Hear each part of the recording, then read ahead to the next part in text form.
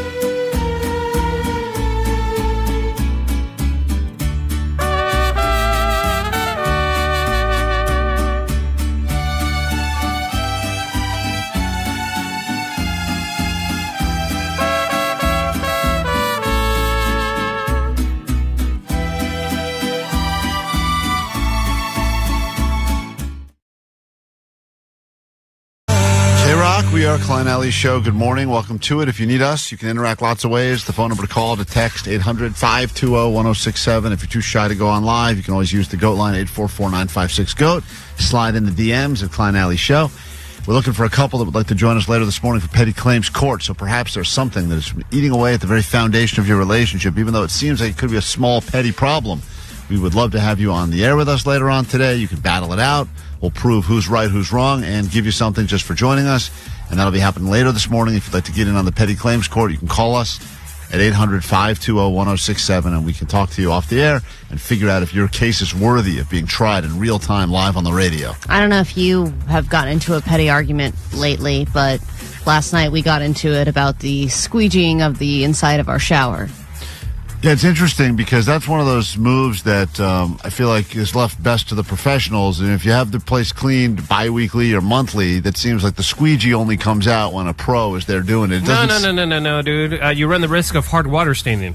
Thank you, Omar. That's why you squeegee. What's wrong with you? You squeegee after every shower. Yes. You squeegee after you take your own shower. You Yes. feel like it is your duty before you even towel up to squeegee your... Even I do that. Wipe it down. Everyone does their own squeegeeing? Of course, I man. tried to do the squeegeing one time, and I made it so much worse. How do you make it worse? All you do is drag the little thing down. And I didn't do drag down. I did it windshield style, side to side. I went. What? No. Yeah, well, that's what I've been trying to do. Oh my like God. working at a car wash Yeah, in there? I do. Yeah, I go side to side, left to right, left to It's right. just to get the water off the glass, man. I was trying to make the streaks, the line streaks, and then they stayed Trying to there spell for a your while. name? I was trying to spell my name. It was so cool. Well, I was under the impression that both of us were doing the squeegee after every shower use. And then I started noticing... you don't need both. If you're doing it, that's enough for everyone. Well, that's what she said. She's right. She said, well, if you're going to be doing it, then that takes care of it. And I'm like, hold on a minute. No, every person who uses that shower has to squeegee afterwards. Yep. And she just said, well, sometimes I forget. I'm like, by sometimes do you mean all of the time? She said, well, yes. It's kind of the last thing you want to do, to be honest. I know it's all about the upkeep, but really, you think about it. You finally shower, you just want to throw the towel on, get dressed. Usually you're in a hurry. I don't know, anytime I haven't showered and immediately needed to be in a hurry to get dressed and go somewhere. Yeah, but it literally takes 30 seconds. Yeah. Allie, do you spray it with Rain-X? Like when you clean it once a week? What? See, this is where Omar makes you feel bad about Cleaning doing it once a week. You think you're doing the right thing, and Omar tells you that you're only doing 2% of the right thing. Well, Yeah, I was so- explaining to Katie that, if you do this regularly, then you prolong the life of the shower itself and you don't have to replace things and whatnot. But I'm sure you have a better system. So Rain-X is this product that people use for their car windshields. When it rains, it kind of like just makes the water beat off really quick. Whoa, so you spray this on the whoa. inside. You spray this on the inside of your shower, and then it's less likely for the hard water to build up there. So I can still go back? I can still do that? Or is it too late for totally. me? No. You can What? still do it. Yeah, I do it once a week. Oh, Katie will love that. Yeah, put that job on her. That's the once a week job. But See, by that- once a week, do you mean once every 3 months? Because that's how often I clean my no, shower. it'll See, be less effective that then. would be a very petty argument, and if you wanted to get into an argument like that, something similar that's going on in your own relationship, I know you've heard petty claims court before. You've heard the couples that come in here as friends. They want to patch things up. Many of those couples have broken up since joining us. Others have stayed together. Say the relationship has hit a renaissance since joining the show. So could be your chance later this morning. We'll come back in a second with $100 of Allie's cash. 5 questions about the news. Lots been going on in the last 24 hours, if you're not aware. If you want to cram and study up and call us, now would be the great time to get in on Allie Knows the News for your $100, and that is next. Now, for a limited time, it's the KROQ Instant Spring Break. Just add listening every hour at 9, noon, 3, and 6. And voila! A chance to win 4 packs of one-day, one-park tickets to Disneyland Park or Disney California Adventure Park. At the Disneyland Resort, the happiest place on earth, you'll find all kinds of happy. And KROQ wants to give you a chance to visit on us. You can find the travel to a galaxy far, far away kind of happy. The my dream is finally coming true kind of happy. And wow, that churro was the size of my forearm kind of happy. Keep listening to win your KROQ Instant Spring Break. Winners of KROQ's Instant Spring Break are known to have a ton of fun and shout woohoo a lot. Both ticket and park reservation required. KROQ. KROQ, if you'd like to join us, win yourself a prize and play some first impressions with Vanessa, the master of many voices. Get on the phones now at 800-520-1067 because we got up for grabs tickets to Pulp Rock, Tarantino Pulp Rock, a high-octane live rock spectacular. And Quentin Tarantino has made some incredible films over the years. Some of the best. Some of the best, and some of the best monologues in movie history, some of the best, most heightened moments with a lot of swearing, but we figured Vanessa would be incredible at replaying some of those. She's never seen a Quentin Tarantino movie ever, So let's start with that. Never seen one, but she will be recreating some of the most iconic scenes. And you will, of course, if you win these tickets, you'll get to go to the Tarantino Pulp Rock, where you'll get to watch these iconic films and the soundtracks performed live at Cinevita at Hollywood Park.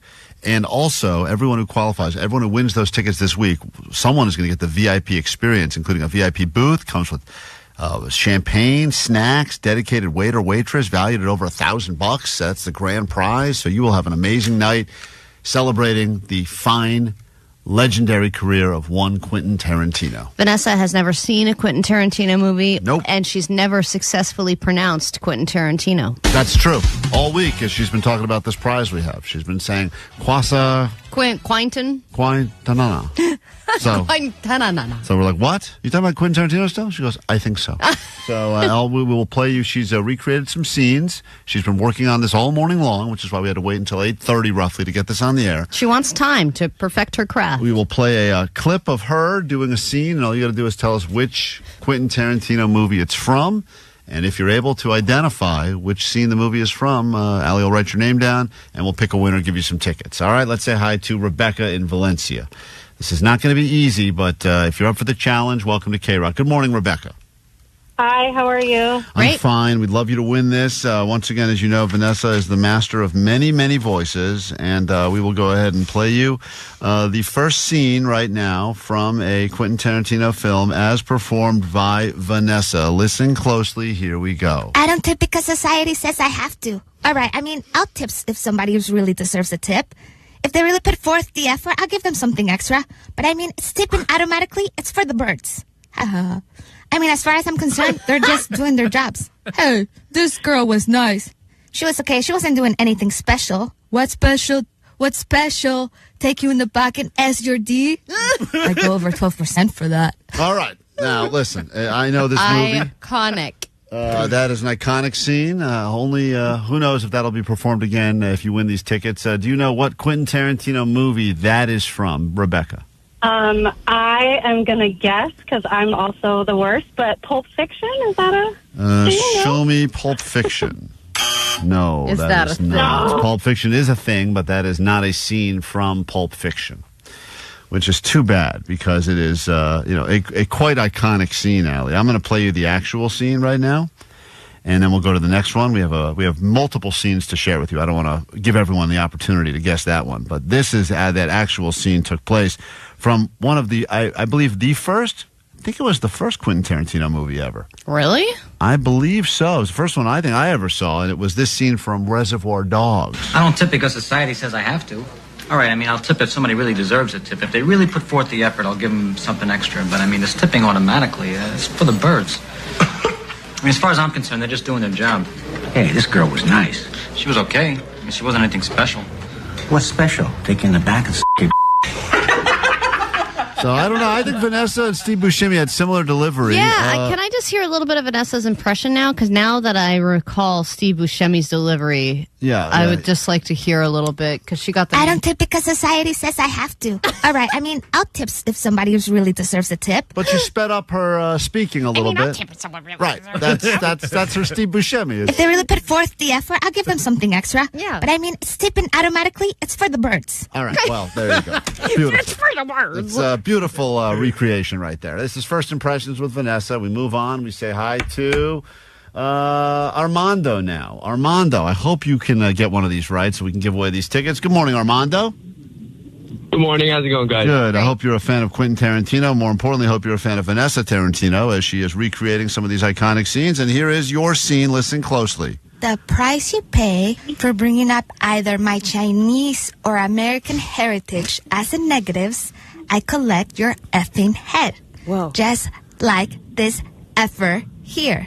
Now, if you son of a bitches got anything else to say, now is the effing time. All right. Feel like I'm in the movie with Vanessa. Do you have any idea what Quentin Tarantino film that line comes from? So good. I believe it's from Kill Bill Volume 1. Let's find out if you're right. ただ今問題になったことは除きますが The price you pay for bringing up either my Chinese or American heritage as a negative is I collect your head. Just like this here. やろと同じようにね. Now, if any of you sons of got anything else to say, now's the time! Beautiful. Woo! Beautiful. I gotta watch that again. I didn't think so. Equally intense. I think Vanessa's version was almost as good. Armando, hold on. Anything else to say? Yeah, hers was like if Rosie Perez got the role. But still... Don't bring up her Chinese heritage. Yeah. Once again, this was just a clip of Vanessa. What? Does he look? Oh, hold on. That's the next one. Hold on. That's the next one. There's too many clips of Vanessa here doing Tarantino to keep track of it all. This was her once again doing Kill Bill just to bring you back to the moment. If you son of a bitches got anything else to say, now is the effing time. All right, Armando, hold on 1 second. Congratulations. You got yours right. People, big fans of this game on the text line. I can hear Vanessa recreating Quentin Tarantino films all day, every day. Well, we got one more chance for someone to lock in on this. And what a prize, because someone's going to end up in a VIP booth enjoying a whole night of Tarantino. All right, let's go to Baldwin Park and say hi to Alex. Alex, welcome to First Impressions with Vanessa. You ready to go? Sweet Divots, yeah. Sweet Divots, here we go. This is your final impression. This is apparently a Quentin Tarantino movie as performed by Vanessa. What? What country you from? What? What ain't no country I ever heard of? They speak English and what? What? English, mother effer, do you speak it? Yes. Then you know what I'm saying. What? Say what again? Say what again? I dare you. I double dare you, mother effer. Say what one more goddamn time. He's black. Go on. He's bold. Does he look like a bitch? What? Does he look like a bitch? Okay. Alex, your final chance to play. It's not a comedy. I guess technically it is now. What Quentin Tarantino film is that from? That is Pulp Fiction, baby. That's right. And by the way, she's never seen Pulp Fiction either. So for her, just in reading these lines, it's the absolute first time she's even heard this, witnessed it at all. I mean, she can pick up on the performance already, though. I mean, those are the beats. Listen, you tell me, Allie. Is this Samuel L. Jackson or is this Vanessa? I don't even know anymore. What? What country you from? What ain't no country I ever heard of? They speak English and what? What? English, mother... Do you speak it? Yes. Then you know what I'm saying. Yes. Once again, it's hard to tell where one of them stops and one of them starts. I mean, my goodness. It really is remarkable. But regardless, congratulations. You also got yours right, which means 2 people, Allie, got theirs right. Does he look like a bitch? Okay, relax. Does he look like a bitch? Okay, Vanessa, whatever you say. Let's calm down. Jesus Christ. Allie, is it Alex? Is it Armando? Who's getting the tickets today? Congrats, Armando. Armando, you are going to an evening of Quentin Tarantino. Hold on 1 second.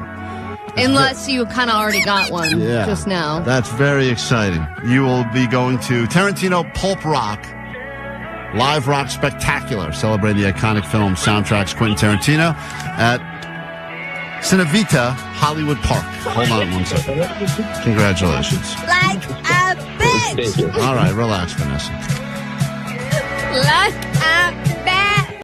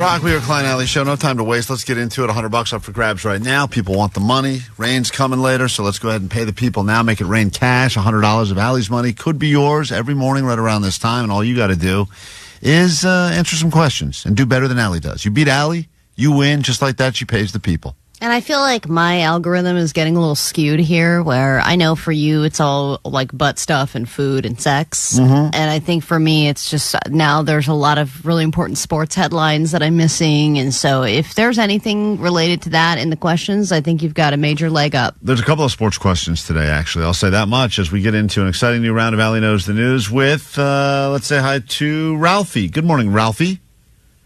Oh, my God. Sweet Dibs. I love you guys. Sweet Dibs. Thanks for calling. Thanks for joining the show. Love to pay you $100 of Allie's money. She's going to leave the KROQ studios. All right. As soon as she's officially sequestered, we can begin with your questions. Everyone's rooting for the player, always. It's always fun to pay the people, and Allie's out of here.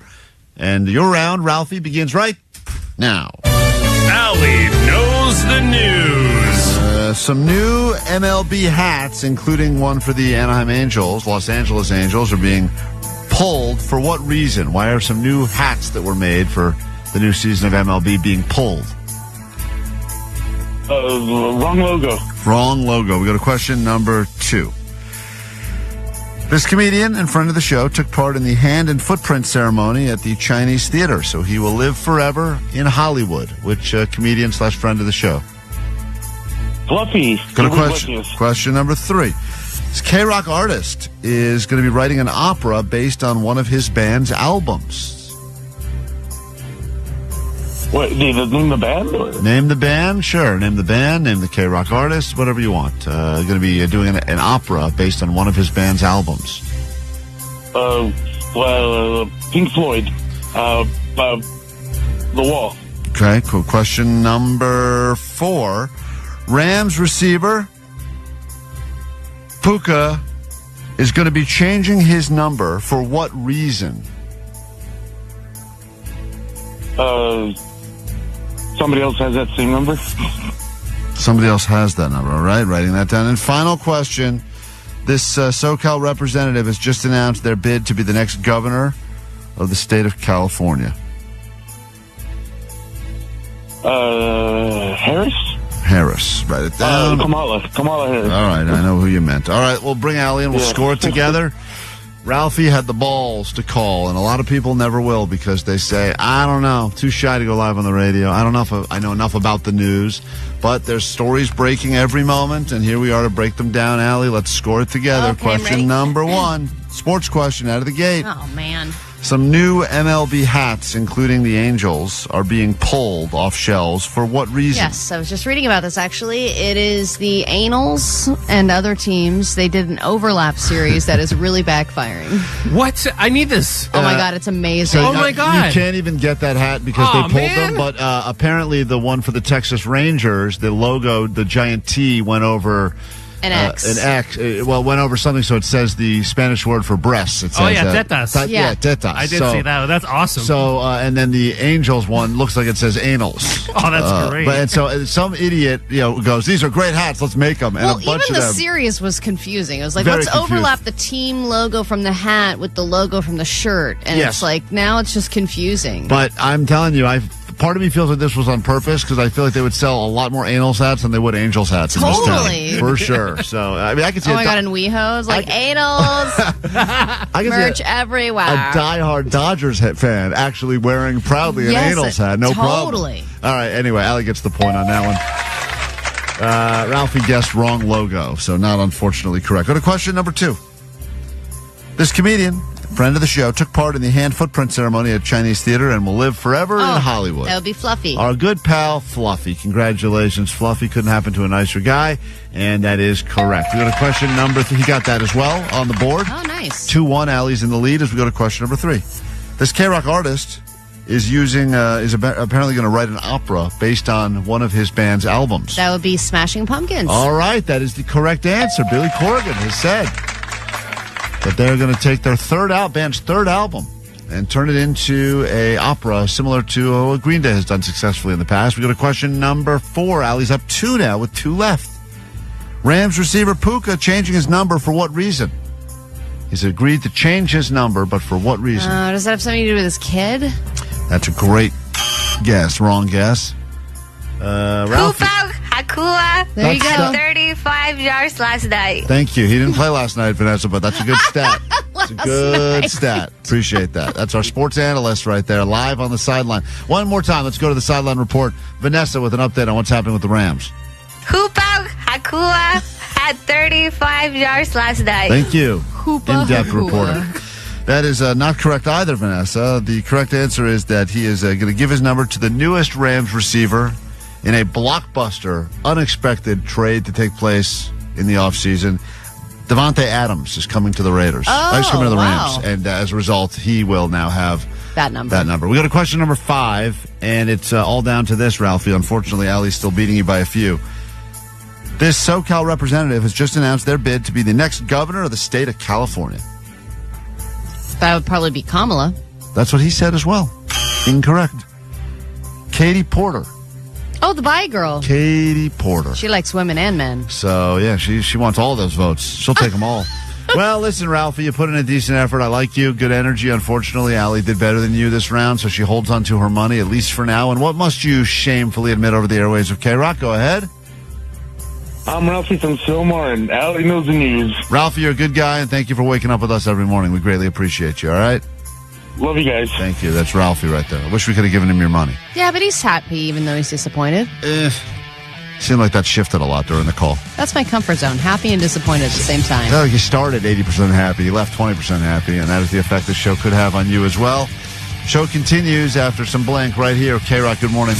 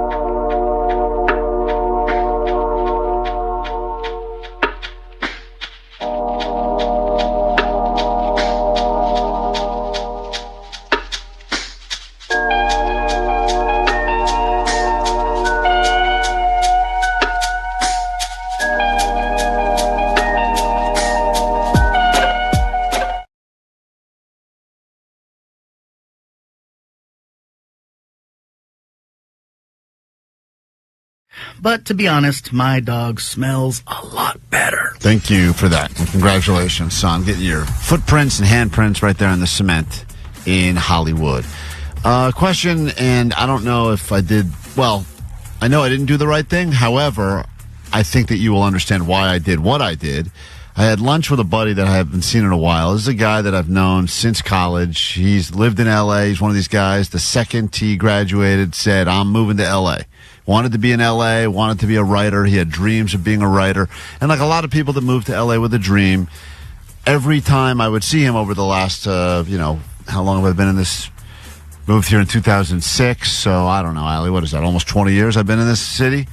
He would always be, like a lot of writers, a struggling writer. I think I'm about to finally sell something, and then I'd see, how'd that go? They didn't buy it, and it was just kind of a constant, year after year after year of grinding and hearing no and fail. But the guy was putting in the work, because I have a ton of friends that say they're grinding, but they're really not. They're just smoking weed. He was legitimately. I'm grinding literally this weed into this blunt. He was. I mean, as far as I know, I wasn't seeing him regularly, but every year or two we would get together and just kind of update and have a lunch or something. And I always felt at the time, because I was working and he was always about to be working, that I would always pay for the lunch, because the guy would, most of the conversation was him talking about, man, this is tough, man. It's just when you think you're finally going to get your break, and then something happens, or I finally thought I had this thing, and then it didn't go. And well, think about all the time you put into writing a script. That is hours and hours and hours and hours and hours, and then if you don't sell it, it was all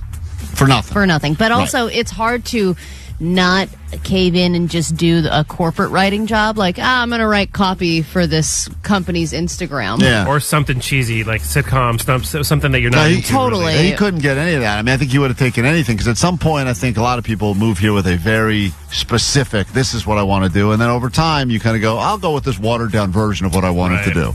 So anyway, we would get lunch, and I would always pay every single time, and this is, I don't know, 6, 7, 8 times over the years, right? Because what level of restaurant are you going to? Nothing. It was always casual. Nothing like extravagant. Like the Shakey's, or could have been there. Okay. It was a lot of get a sandwich, sit picture down. you at a Jones on 3rd. I've been there before with him, actually, Allie. But like any sandwich place, salad place, quick casual stuff, in and out. Cool.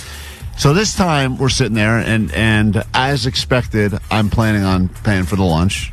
Not that I really want to, but I'm planning on paying for it. And has he ever said, I'll get you back next time or anything like that? It's never really come up, but also I don't do it because thinking he's going to get me back next time. And as we're sitting there, I say, how's everything going? And he starts listing all of these things that he's been working on. And they're like big things, oh yeah, sold a movie about Boom. And have you heard of this A-list actor? Well, yeah, of course. He's like, yeah, well, I'm working with him on a 2-picture deal. And I go, hold on. A 2-picture deal? I go, did this guy... I start looking at it because he looks the same, and nothing's different except for the fact that instead of it being this almost happened and didn't, and this almost happened and didn't, and that almost happened and didn't, now it's this is happening, and this just happened, and we're about to shoot going this. great now. Yeah, and I start calculating how great his life is going, and I start going, this is un-effing believable. This guy... So are these things that already came to fruition, or, in Hollywood terms, are these in the works? So that's where... Or is he mailing his screenplay to this A-lister? Because I know a lot of people who are doing that. And that's where because I've heard that part of it for so long that as he's saying it, I'm going like, well, good luck. I hope it plays out. He's like, no, it played out. We already shot. So now I go, in my head, I go, I guess we could split lunch. I'm calculating going, I guess today we could split it. Today there'll at least be a splitsies. And then I go, wow, you seem really busy, man. That's great. A lot of people aren't working in this town. It's amazing that all of a sudden when all these people can't seem to get work, like this has been your moment. He's like, dude, it's not enough hours in the day. In fact, I just got reached out to this morning by an Inserts big star here, and they want me, because they heard I did this other thing, they want me to now turn their memoir into a movie. Whoa. So then I start going, hold on, what? So then I start recalculating. I go, oh, F it, he could pay for lunch. Suddenly his regular lunches with the cool radio guy don't hold as much weight. I think this was going to be our final lunch together, because now he finally got into that sweet spot he was going for. Sorry, I have lunch with insert D-lister here. Yeah. I don't think he's going to tell Dwayne The Rock Johnson he's canceling because he's got his standing 2-year lunch with the guy on the radio. So, but I do recalibrate again in my head, and I go, at some point after like the fifth thing he said, fifth thing he sold or whatever, TV show or movie, whatever, I go, all right, I'm not even going to reach for my wallet. Like, I'm not even going to... Oh, you're not even going to do the fake pat? No, at this point, I'm just going to sit with my arms crossed. In the past, what was the situation like? You waved the waiter down and then you just hand him a credit card? Yeah. Like, what transpired, differently this time than the other time? Well, the first few times, it was anytime the waiter, waitress would come, put the thing down, I would just... Grab it. I would grab it and I would say, hey, dude...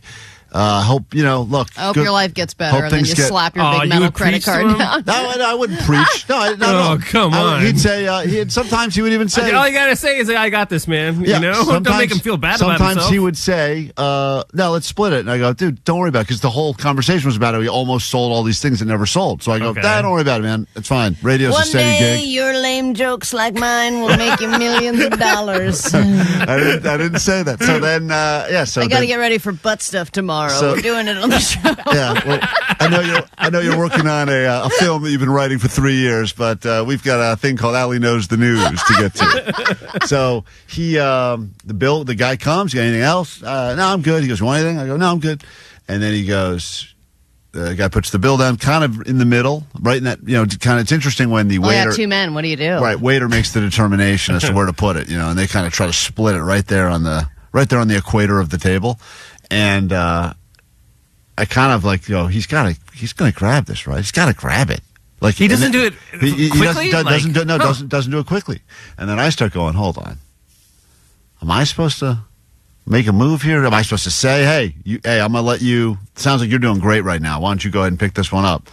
And it just sits. It sits, and the waiter comes. Yeah, because you can't do that, because then you come off a bit of a douche. Right. Right. And so then the waiter comes back again in 5 minutes. Goes, is this ready for me? They do the thing. Is this ready to take?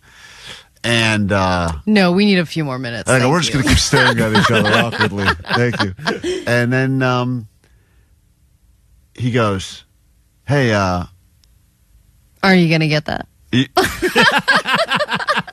goes, wait. He goes, hey, I got lunch this time. I go, oh. I go, really? That's great acting. I hadn't thought of it. He put me in his movie. Oh, you didn't even cross my mind. I go, hadn't even thought about it. Meanwhile, it's been it was in my head for the last 6 minutes straight. So I go, we don't have time for this song now. Lola Young, I'm sorry, we're going to have to put you on the other side of the break. So I said, all right. Yeah, I appreciate that. Thanks, man. Seems like I appreciate that. Thanks. You can take me out to lunch again. Seems like you can afford it now. And he goes, yeah, man. It's just been a great run. It's been a great run. Yeah, man. I can't afford it. It's been a great run. And then I just ended up leaving really depressed. And you should have ordered more. And that's the one regret I had. I was like, man, I should have gotten 9 sandwiches to go on the way out. And make up for all those 20 years together. So I'm just saying that there's somewhere in this there's a motivational speech. I don't know what it is, but if you stick with your friends long enough, eventually they'll get a job and they can buy you a sandwich. That other guy will write it. Right. KROQ, the world famous KROQ. KROQ, Klein, Alley Show.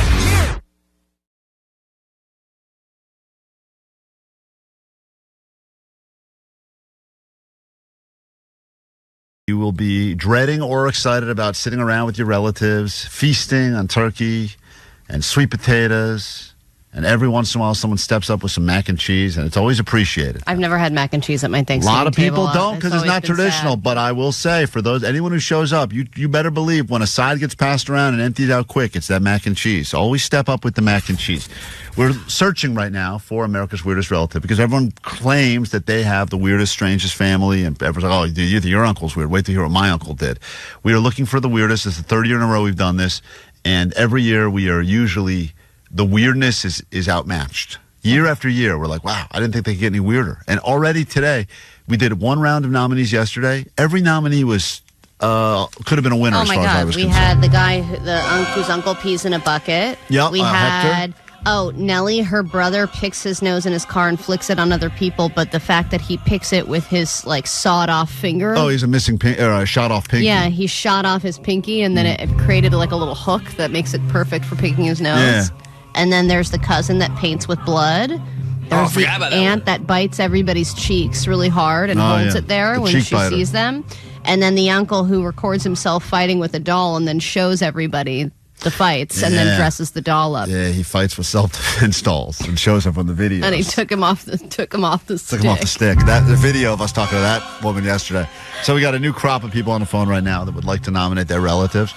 Eventually, once we get to the finals, we'll have to actually meet the relatives to prove they exist. Let's start with Cindy on KROQ this morning. Cindy, who are you nominating for America's Weirdest Relative 2024? Hi, I am nominating my cousin. Great. Who sniffs you when you go to give him a hug. He takes a deep inhale and sniffs you when you hug him. Every time you hug your cousin, he takes a sniff of you. Yes, like he extends the hug so that he can take a deep whiff of you. And is that just you, or is that all people he hugs? Like, is that a conversation that happens where you're like, oh no, cousin's about to... It's with only the females. Wow, how ironic. And does he do it kind of in the crook of your neck? Like, where is he sniffing? Is he sniffing your hair? Yes. Okay. It's like right by your ear. Yeah. Like in the, yeah. Mm-hmm. Yeah. And have you tried to avoid hugging him, or is he one of these guys that's a persistent hugger? No, he like zooms in on you. Like you can try to just be like, hey, and then he comes at you and kind of forces it. Oh, that's not fun. And the sniff is like, I mean, a real lingering long sniff, like a real... Like a... Yes, just like that. Like... They're like a, And does he ever comment on the sniff? Like, does he or ever say, what he's smelling? Right. Does he ever say, like, ooh, you've changed your shampoo? Oh. He'll just say like, oh, you smell good. Okay. All right. That is cousin. Not if I get invited. Invite me. Yeah, trust me. Yeah, me too. Allie will break him of that habit real yeah, quick. he'll stop. All right. That's what's his name? Cousin who? We call him cousin what?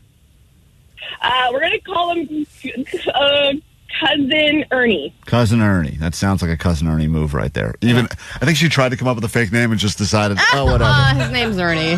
Let's say hi to Kara on KROQ. Everyone can nominate a relative that you believe is the weirdest. Trust me when I say you have one in your family. And if you don't know who the weird relative is in your family, I hate to break it to you. It's you. We learned that yesterday with Jake. We sure did. Jake learned it yesterday with Jake. Yep. Hey, what's up, Kara? Hey, guys. How's it going? Good. Who are you nominating? I'm going to nominate my Uncle Harold, and luckily it's a really nice uncle. He's just odd. What does he do? His house is yellow. All of the things in his yard is yellow. He collects everything yellow, and he's very like spiritual, like good energy, karma, spirit is yellow. And he has an enemy in town, and this is in Hanover, Massachusetts. And his enemy is the Red Man. And the Red Man is very big. His face is red. He always dresses in red. What? And he's always angry. So wait a minute. Your uncle has started some sort of a weird color war where he's the yellow man, and yellow means, Yes. good vibes, and there's a guy that's red, and the two of them have become town enemies? Yes. And does he tell you Everybody in stories? Hanover, Massachusetts knows About this battle. Yep. Yeah. He just doesn't really interact. It's just like he doesn't even want to talk about it because he's so positive. Mm-hmm. Does he but- wear yellow? Does he constantly dress in yellow? Yeah. I always think it's interesting when people lock into Yeah. a color, like, this is my color. Especially locking into a color that's not I've black never if seen you're him dress wearing in a it. different color. You've only ever seen him in yellow your whole life? Yes. Okay. Including Wow. pants? Pretty good. Or is he wearing like blue jeans? Yep. I've never seen a piece of clothing on him that wasn't yellow. He looks like Dayman from Always Sunny. What? How do you even find that many yellow pants? Fighter That's of the Red such Man. a hard color to commit to. Really is. I mean, it's a color of urine. All right, that's Blends in. That's a good. I guess that's true. That's why he went with it. Maybe they weren't yellow pants. Maybe that wasn't his color. It was all originally. white. Let's say hi to Ryan. Ryan, why do you believe you have the weirdest relative in America? The search continues. We will take open nominees today and tomorrow, and then next week it's the finals and the big exciting pageant to determine who is the weirdest. What's up, Ryan? Hey, I want to nominate my uncle Eric, and what he's been living in his van for like 15 years, and he sells karaoke machines to get by. And to sell those karaoke machines, he's singing full rock ballads to the top of his lungs with that machine. So every day. hold on. He lives in a van, and from that very van, he sells karaoke machines. That's his business? Yes. But to demonstrate the karaoke machines and how they work, he has to constantly be singing karaoke outside his van. He sang Audio Slave Like a Stone 3 times in a row one time. Oh, man. That's such a long song. That's like 25 minutes of Audio Slave. All right, that's interesting. And wait, where is the van? Does it move locations, or has he set up shop in one place and he's always there? He's usually in front of this donut shop in Koreatown, but then he moves to wherever he gets work. All right, hey, listen, so far, I love every relative that's been brought to us this year. I'm such a fan of, for so many reasons. Great. I 'Cause mean, that is such a great... When everyone tries to claim my relatives are the weirdest, and this guy claims my uncle lives in a van outside of a donut shop and sells karaoke machines to get by. I mean, that's And it's interesting to me that that's where he chooses. That's where he gets the most business, is outside of a donut shop in Koreatown. Mike in the 818, you're on KROQ this morning as we are searching for America's weirdest relative. Who do you bring us? Hey guys. So my uncle, when he meets people, he likes to growl at them. And then on top of that, he likes to take dumps in plastic bags and keep them. What? And keep them? Whoa, keep them where? Keep them... Like to make compost? He keeps them like in a container, so when he has to go again, he just opens up the bag and goes again. What? Before we get to that second part of it. No which way, is, that's me, says Jake. Yeah, that's my You move. use a bucket for that. Hold on. Before we get to the second part of it, which is disturbing, let me get back to the growling part. Is that a territorial thing? Is that like, give me an example. Hi, pretend you're him. Hi, nice to meet you. I'm Klein. So, okay, so he'd be like, and then he'll be like, I'm so-and-so, and you're like, what the hell was that for? So he just makes that growl noise. That's his first noise always. But even it's like with us. Mm. Like, hey, uncle, and he'll growl, and then he'll be like, hey, how are you? And you're like, Sounds like a tick. Yeah, maybe. We have no idea. He's done it, though, ever since I was little. Wow. And, all right, hold on. That's interesting as well. That's another uncle nominee. No more questions about the pooping in a can stuff. Alexis, quickly, we got to wrap this up today. If you can't get through today, and I know there's a lot of people on the phone that want to share with us, don't worry. You'll have one more chance tomorrow to get in nominees for America's Weirdest Relative. Once again, the grand prize, 4 on the floor, KROQ's Almost Acoustic Christmas. What's up, Alexis? Hi. Sweet Tibbets, guys. Sweet Tibbets. Who do you bring to us for the search for America's Weirdest Relative? I'm bringing my fiance's uncle. Oh. Oh, so he's not in your family yet, but will be soon. Yeah. So he asked me how tight is my fiance. No. Wait a minute. That's her real uncle, and he said to you, how tight is she? How tight?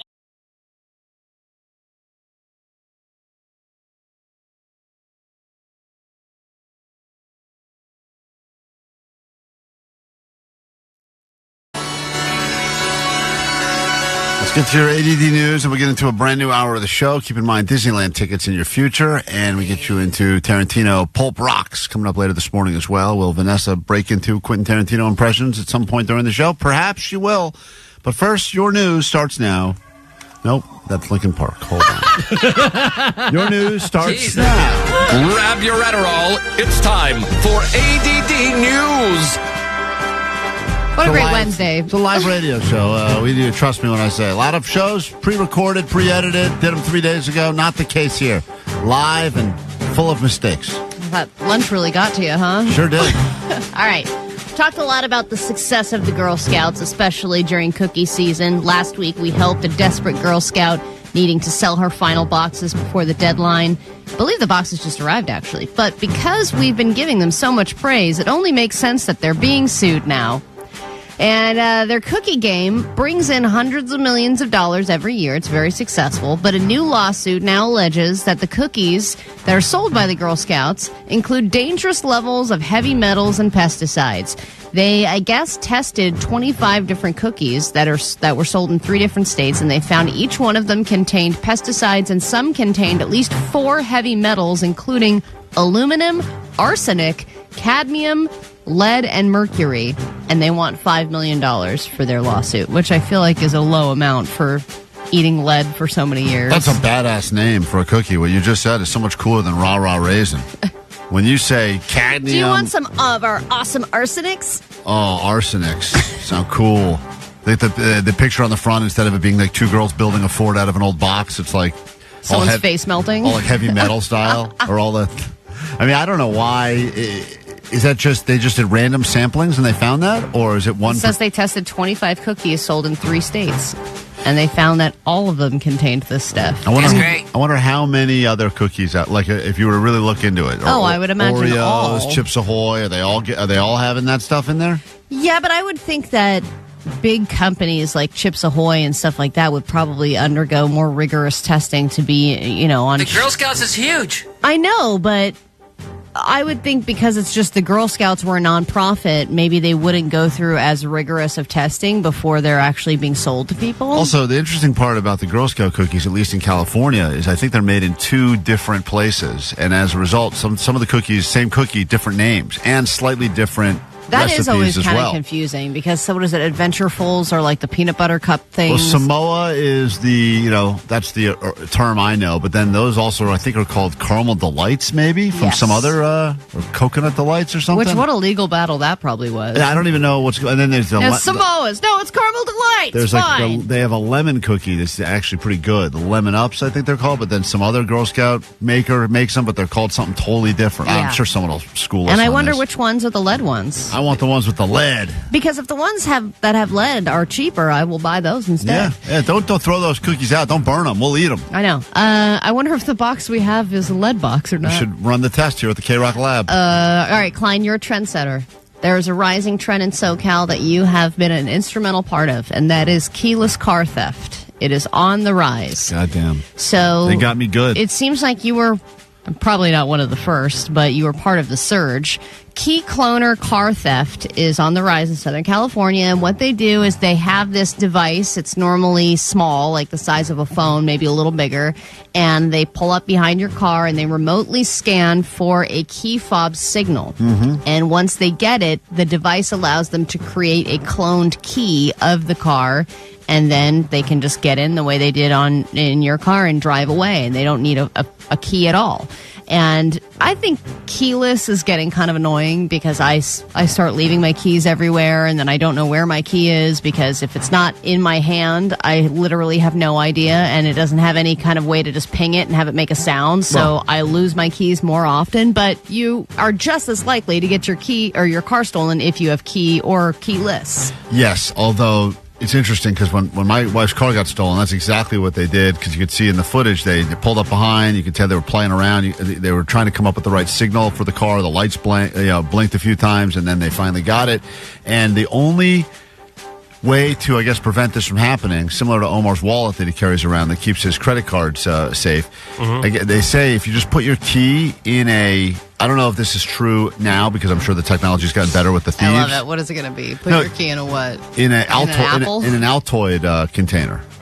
And that's because it used to be, and I don't know, they've probably figured out a better way now, but it used to be that they would basically try to park near enough to your house that they would be able to steal the signal from your key that was inside your house. And then they would steal that signal from the key and then apply it to your car, get into your car. How bulky and annoying is this getting now? I have to get Altoids, and then I got to empty out the Altoids. I got to put my key in it. I mean, a car key used to be just a small little thing you put in your pocket. The keyless things are enormous. But they want you to, that's the idea is that, you got to block the signal from your key. Now, realistically, with this new way they're doing, I don't even think it matters if you have a key. I think you just pull up and steal the signal right from your car. Yeah, I don't think they need the actual key fob. The guy at the North Hollywood police station where I went to said that if you have $50, you can go buy anything you need on Amazon to pretty much steal any car you want to in California. Well, and it's funny that's because incredible. The things that they're telling people to do instead of to avoid their cars getting stolen just sounds more expensive. It's like you can park inside a garage if possible, but consider installing motion sensing lights and or video cameras near the parking spots and driveways that you frequent. And it's like, who has surveillance money like this? Do we have the money on Amazon to buy that stuff? I'll try to steal Klein's car. Cool. Yeah, I guess, Jake, go buy it. I don't even know what you need to buy for $50, but go buy it on Amazon and you can go ahead and steal the car. Yeah. All right, we all experience burnout, but we're just a couple of months into the year. It already feels like people are running on fumes. But when you start experiencing burnout in your life, it's now coming earlier and earlier. According to a new study, 25% of people before the age of 30 now say they are experiencing burnout, and Gen Z and millennials are reporting peak stress at the age of 25 on average, which I know that in your 20s you feel like, you don't really have a whole lot of responsibility, you probably aren't married yet, house, kids, etc., but people are experiencing burnout regardless. Talked to my 8-year-old the other day. I said, how you feeling? And she said, burnt out, Dad. I go, burnt out? What? I go, you're 8. What are you burnt out about? Burnt out. I mean, 5 + 2, who knows? Yeah, I said, Cookies have stuff in them. I said, don't bother learning. Don't even bother learning that because you don't need that information in your life. You got a phone. That's happening super early. I said, you're so advanced in your burnout. I'm so proud of you. let's go get lunch. Burnout honors. Get into a brand new hour of the show. We do it next. Right here, KROQ. Good morning.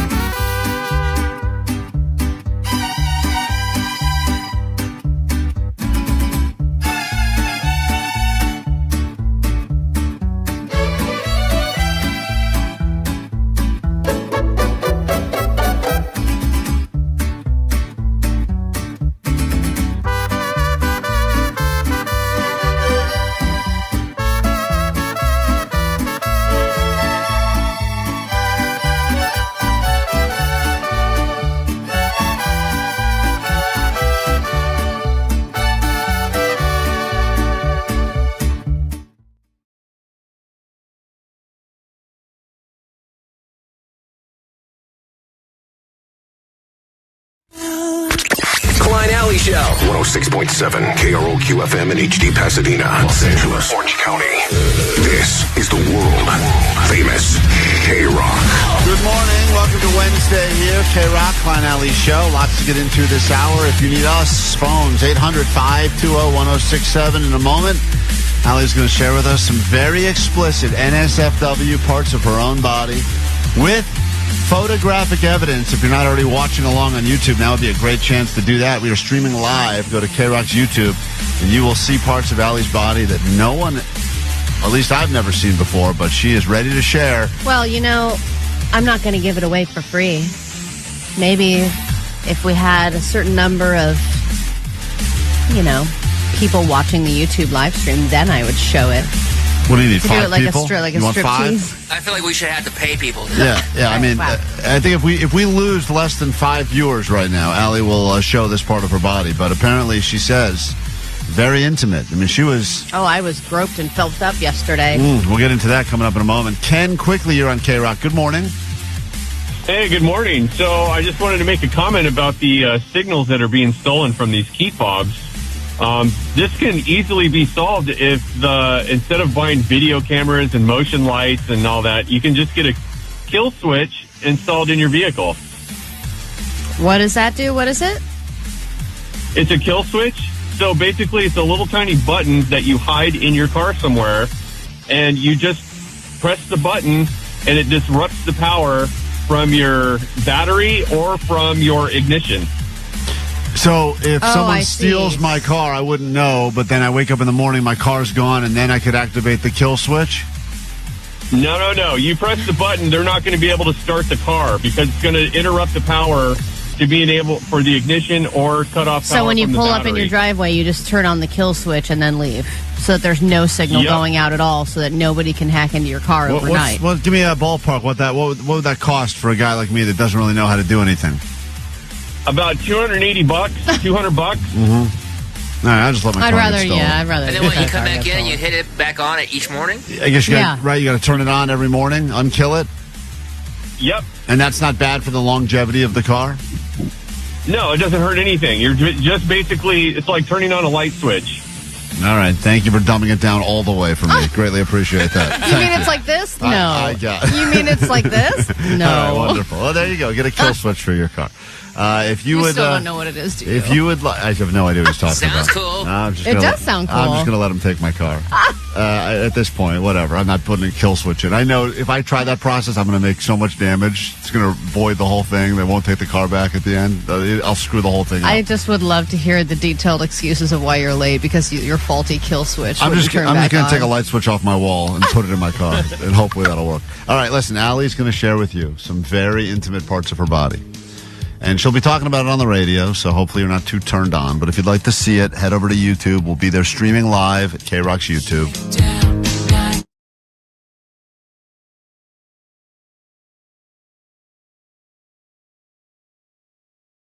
Hide is she? Not only that, but she's always making comments about the whole family. Only the girls, right? About how tight the rest of the family is, or just All tight related no, questions. like different comments, like when he talks to his friends, like, oh yeah, my niece that has a big ass, or my niece that has the big titties. It's can't say weird, that word. you know? All right. Well, your uncle sounds like a lot of fun. All right, listen. I think biggest predator uncle will be another competition on another show. Yeah, I mean, there's no shortage of weird uncles and creepy uncles out there. I think to win this competition, you're going to have to lean more in the category of weird. Nicole, Of selling karaoke machines outside of a donut shop. that's more our lane, is the karaoke outside donut shop guy and the growler than the guy who's commenting on the ass of everyone in the family.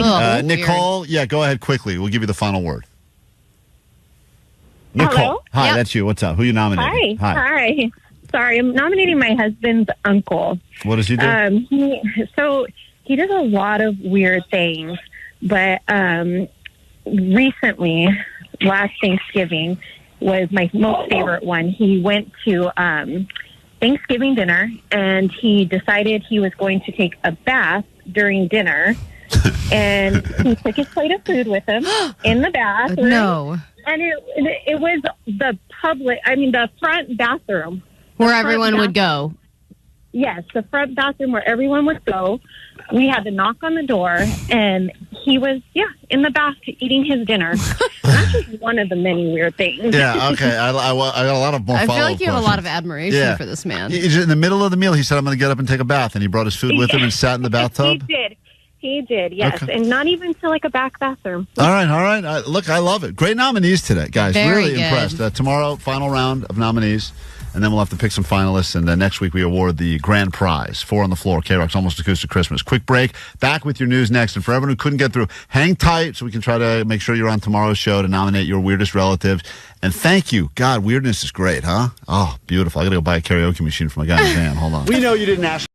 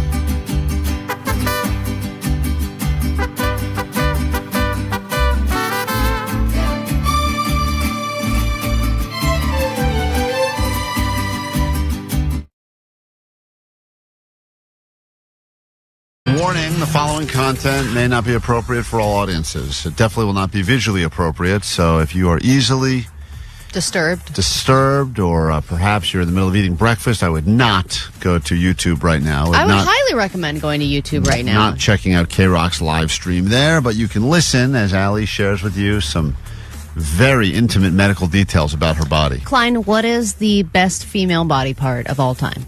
What is the most searched term? The brain. No, come on.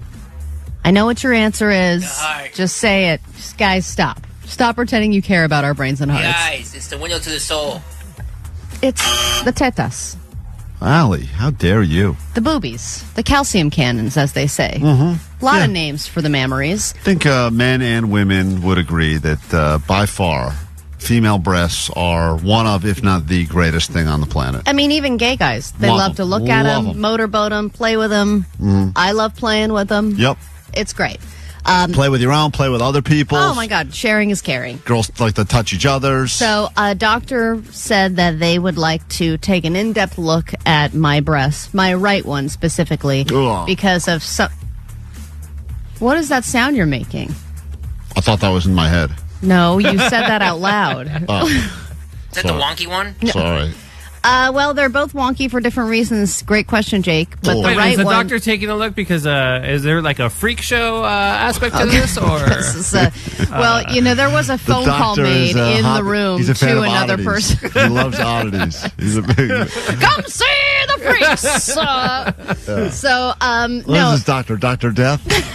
Hi, Dr. Death here. Welcome to my tent. Let's look at these oddities. Here's wonky boobs. So I said, yes, of course. And it's my right one. It's my bigger one. And I said, no problem. They were going to do an ultrasound and take a real 360 view of the inside of my boob to see if everything was okay. And so I went in, and that's a cool image. I mean, you oh have my that. God, I've never seen the inside of my boob before. Yeah. How cool is that? Such a fan of the outside. I never even thought about the inside. I know. And so I get there. I've never been to this department, by the way, the breast department. Whoa. They have a whole department. Is there like a wing at the hospital that's labeled the breast department? Yes, there's a room called the breast department. I'm going to steal that sign. And then you walk in, and then they check you in, and then they take you from the regular waiting room to another smaller waiting room, and they say, okay, there's a little dressing room in here. Get undressed from the waist up. And you know how those gowns always open up in the back? Yes, They said turn it the other way so that it's open in the front. Oh, nice. And then go to the waiting room. I'm like, so I'm just... open. You're ready to go. Pretty much, yeah, ready to go for anyone to take pictures and looky out in the waiting room. So, can you stop with the sounds? What sound? You're making those vocally. I am? Yes. God, I swear to God, it's in my head every time. So I go to the waiting room, and I'm not alone. There's a lot of other women in there, you know, mostly older women. Put it this way, nobody was on their phones in the waiting rooms, and everybody was reading the magazines. Mm-hmm. So I was, not in my comfort zone. And on the walls are all of these, like, motivational, like, hey, survivor, everything's cool. You're going to be great. And, you're a woman warrior and all this stuff. And I was like, oh, man, this is so, this is a very weird experience. So I get brought in. They have me lay down on the table. They say, take your right arm out of the gown and then lay your arm up like Titanic style. Mm-hmm. Like someone's going to take a nice hot picture of you. That's not... The pose you're doing does not match the words you're saying. This is Titanic style. No, you said that's a hot picture.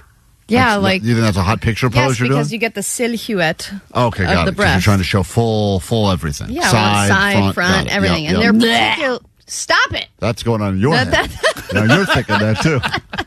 So they start putting splooge all over my boob. It's definitely not called splooge. And they have the splooge in the breast department. Right. So she starts going over every inch of my boob and showing me the different areas and of all the tissue inside. And then she starts going, and she's just not able to find what she's looking for. And then she goes, hold on a minute, and has to like check my chart again and figure out what she's supposed to be looking for, and goes back. It's on the wrong boob. This took like 10 minutes, to the point, guys, where I think she was indulging a little bit. Oh, you think she was lingering? I think she was. Sure. I mean, if she was going over the same areas over and over again. It's so funny you say that, because 626 texted before the story even began. Now what? The X-ray tech touched Allie's boob, and she's going to claim she got hit on, and he really wanted her? I'm just saying, all the other women were in and out really quickly, and for some reason this took like 20 minutes. Yep. Then I said, is everything okay? You know, because it's taken a while. And she goes, yeah, it's fine. I'm just...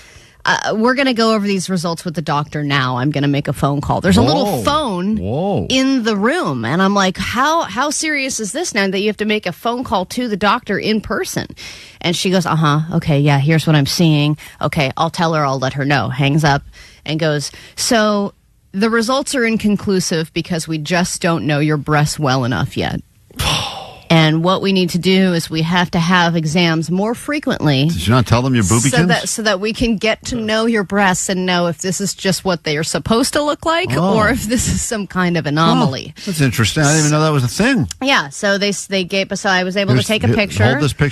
Show the people enjoying on YouTube right now. Well, this is Allie's, the medical version of my boob. Wow, you got good looking. What are those? X-ray good shape, boobies? right? Yeah, those are nice. Yeah, I think so too. This is again just the right one, and comparatively, I think individually my boobs are really great. Together, they don't make a lot of sense. No, it just seems like there's one boob that should be on one person, another boob that should be on another person. Whenever you see a couple and you go, "How are they together as a couple?" It doesn't make sense to me. You know, that's like Allie's breasts. But in this particular picture, the one you're showing right now, this is my best angle. Who knew? Who knew your best angle was internal? That is.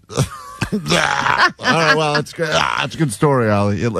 So I think I'm okay, guys. If anyone was wondering, it's minor miracle. Someone said, apply this kill switch we've been talking about to Allie. All right, we can't do that.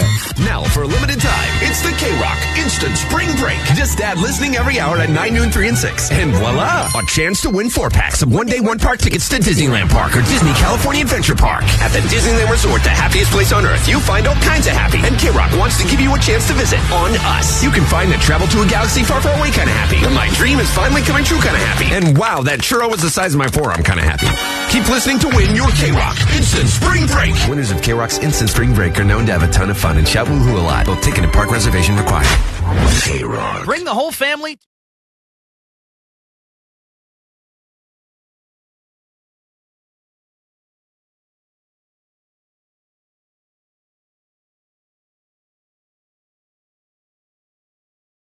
Allie has been taking heat for a while because her wife is very friendly and social, and there have been quite a few things that have come up on this radio show over the years that some of them that I witnessed, like the time we went to Beach Life Festival and she was hitting on that bartender. Got her number, and then ended up watching Atlantis with her on her shoulders or something. I believe it was Sheryl Crow. Sheryl Crow, whatever. One of the Allie, most. why do you say that like you're proud of your wife? Got her number. She is proud of her. Because my wife loves me, and she is a very unique person that people want to talk to and want to know. And I'm proud of that about my wife. Yes, there are times where if she's just drinking with my friend and they happen to be topless, I have questions. But overall, I think she is an incredibly loyal, special person, and that's why people flock to her. That's why she's the Riz Master, as Johnny would call her. Right, but there's also you know, a lot of those people, like, I don't know who that yoga guy is who had that brothel of women. I forget his name, but... Bikram, yeah, that guy, had the same quality. Everybody wanted to get to know him, and look how that dude turned out. And that's kind of what my wife is doing. She does Bikram yoga. Oh, no. Yeah, she practices She's a new Bikram. And she stays late with the yoga teacher, and she they does do private lessons. Privates. Yeah. Yes, and she has private lessons and private parts. They do. Well, also the owner was kind of massaging her with THC oil one day, which was not a part of what she paid for whatsoever. And none of that's ever happened to me. But what happened the other day is my wife works from home. She's a therapist. I went into... And she uses that voodoo on you, so whenever you confront her with one of these things, and there's a lot of things we just brought up. This is triggering for you and you're projecting. What's really going on? Right. And I'm like, I don't know. I'll just go make dinner. She does some weird Yoda stuff, and next thing you know, Allie's like apologizing and cooking. It's crazy. I don't know how she does it, but I got to start getting into this therapy thing on the other side because you learned some weird hypnotism or something. So I went into the room to grab something, and I notice her computer is set up where she works, and sitting to the side of her computer is her wedding ring. Both the wedding ring and the wedding band. And I'm going, wow, she just finished with a client. She obviously took the wedding ring off for the session for some reason. Why would she have her wedding ring off? Wouldn't you ask questions if your wife took her wedding ring off at all? I know some people take it off if they have construction jobs or whatever. Maybe there's some reason why they don't have it at work or whatever. My wife is not one of those people. She's literally sitting in a chair. Why would she be taking off her wedding ring for any reason? Well, I would not even notice if Really? my wife wasn't wearing it. Yeah, I would not guys notice. don't notice. I feel the same about wedding rings that I do about manicures. Never noticed one ever. They get done all the time. I wouldn't notice if my wife came home missing all of her fingers. Wouldn't notice. Wouldn't notice. As long as her mouth worked. And she says, and she'll say to me things like, "Did you notice I got fingers? I got a manicure today," and I'll say, "Nope, didn't even know you had hands." So would it bother you though if you did notice? I It don't would actually definitely know. bother you. I don't even really know if she wears the wedding ring or not wear the. I think it's all about if it goes with the outfit or something. What? Yeah, I don't think. Sometimes I think she has other rings on that aren't mine. Maybe she's married to other people. That I don't know doesn't about. bother you that then she's walking around and people don't know she's married? Listen, I know. I don't. First of all, I don't think wearing a wedding ring or not wearing a wedding ring matters at all anymore because I think that sometimes people wear fake ones so they think they'll get hit on less, and I just don't think people care. I don't think anyone respects the ring regardless. No, I think they do, dude. I think you're wrong. I agree. You think people now? Oh, yeah, dude. I've been in situations where I've been in, talking or whatever, and then they notice the ring, and then they back off. Yeah, women notice. Guys don't notice. Yeah, I don't think I think guys don't care. Maybe that's what it is. Guys don't care. Girls care. Right. They say, like, hey, is that wedding ring real? And then. So I decided to ask her about it because you guys are always in my head now about this stuff. And I just wanted to know what you think about her response because she gave a few different reasons of why she didn't have it on. Okay, this is what Ali's wife said. I want to warn the country of some things that give me great concern. Okay, well, she sounds like it's been a long road, huh? This is a dangerous and that's a dangerous concentration of power. Okay, that's President Biden. Excuse me. Thank you so Well much. said. Biden. Hold on, I got to find this clip. What's this clip called from your wife? I'm trying to find it here. Here I can. Is it? Oh, it's cheating wife. Here we go. No, it's called Cheating bitch. I've got it right. Ali's listen. This is Ali confronting her wife here. I wanted to ask you because I noticed something yesterday. I wanted to ask you because I noticed something the other day. What is all that noise? What are you wearing? Corduroys? You eating something?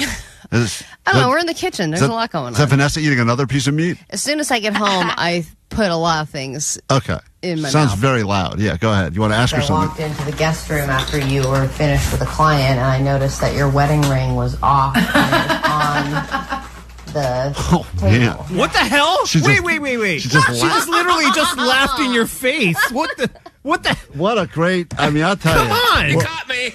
I Get know. back to chopping. I noticed you were having sex with another person in front of me. All right. She didn't really validate. Isn't that what you're supposed to do? Validate. She's about to respond. Well, her Not first response validate, was but- cackling in your face. That was play that back. Yeah, I mean, that is wild. Okay. You confront her. I mean, it's a fair question. Why take it off? I walked into the guest room after you were finished with a client, and I noticed that your wedding ring was off and it was on. Oh, go away, you silly bitch. The table. Yeah, because I was cleaning it. I While made you sure. were working? No, I cleaned it. I don't know when I took it. I was cleaning it during one of Wesley's baths. Already weird, right? Story's getting What? That does not make sense. Her I was story has already changed. cleaning the table. I thought you said. By the way, don't you just let it soak or some BS She like that? said she was cleaning her ring, and that's why she took it off. But I'm like, while you were in a session, you were cleaning it? And then she goes, no, it was at a different time, and I just happened to put it there. And I'm like, what? I might have taken it off during work and then cleaned it while he was having a bath, and then before the fires. She's a terrible liar. Terrible liar. Wow, this is crazy. Okay. It's bringing up the fires now. Allie, does this not concern you? Well, it gets more concerning later. Happened. I made sure to put them back on my finger. Both of them were off. Right, because that would be the first thing that you make sure you put back on. Put your phone away. I'm just saying that it was sitting there as if maybe you have a client that, Oh, no. that you don't want to know is married, and then you take it off when you have their sessions. And No. I think I have done that before, though. Oh, man. What? Jesus. Oh my God! Wait no a way! minute. Hold on. So your biggest fear is that she's got certain clients that maybe she doesn't want. She's married. She likes to play single for whatever reason. For whatever reason. And then she's like, but I have done that. Yeah. And I'm like, what? It's a great idea. I thought of it years ago. This is your opportunity This is the to walk away. Jedi. She's setting it up for the Jedi mind trick. Yeah, I hear it. This is the setup. You're absolutely right. There's like that weird thing You that's... openly admit to it, you can't be held accountable. What am I supposed to do with this? She's great at this. She really is great at it, Allie. And it is crazy because all of a sudden, I don't even know whose side I'm on anymore now. Right. I think I'm on. It's genius. That's unbelievable. Cheating from faraway lands. I mean, she has never been caught because she tells So people. first she laughs, then she says, no. A weird cleaning excuse. Right, it was cleaning something or other. And then it was, no, but I do that also, yes. when you have their sessions. And No, I think I have done that before, though. Well, why? Why would you do that? Because when I first started working, I didn't want anyone to know anything about me. So you would take your wedding ring off on every session? Or like for my day at work. Hmm. It didn't last very long. You hear Allie's brain break there. I'm like, That's awesome. She's good, man. She's really good. I may have not done it. So my wedding ring that I got you is your most prized possession? Honey, I made And sure you're cleaning I it? almost got up during a session to put it on my finger because I wasn't getting anywhere with this client. Almost is not doing it.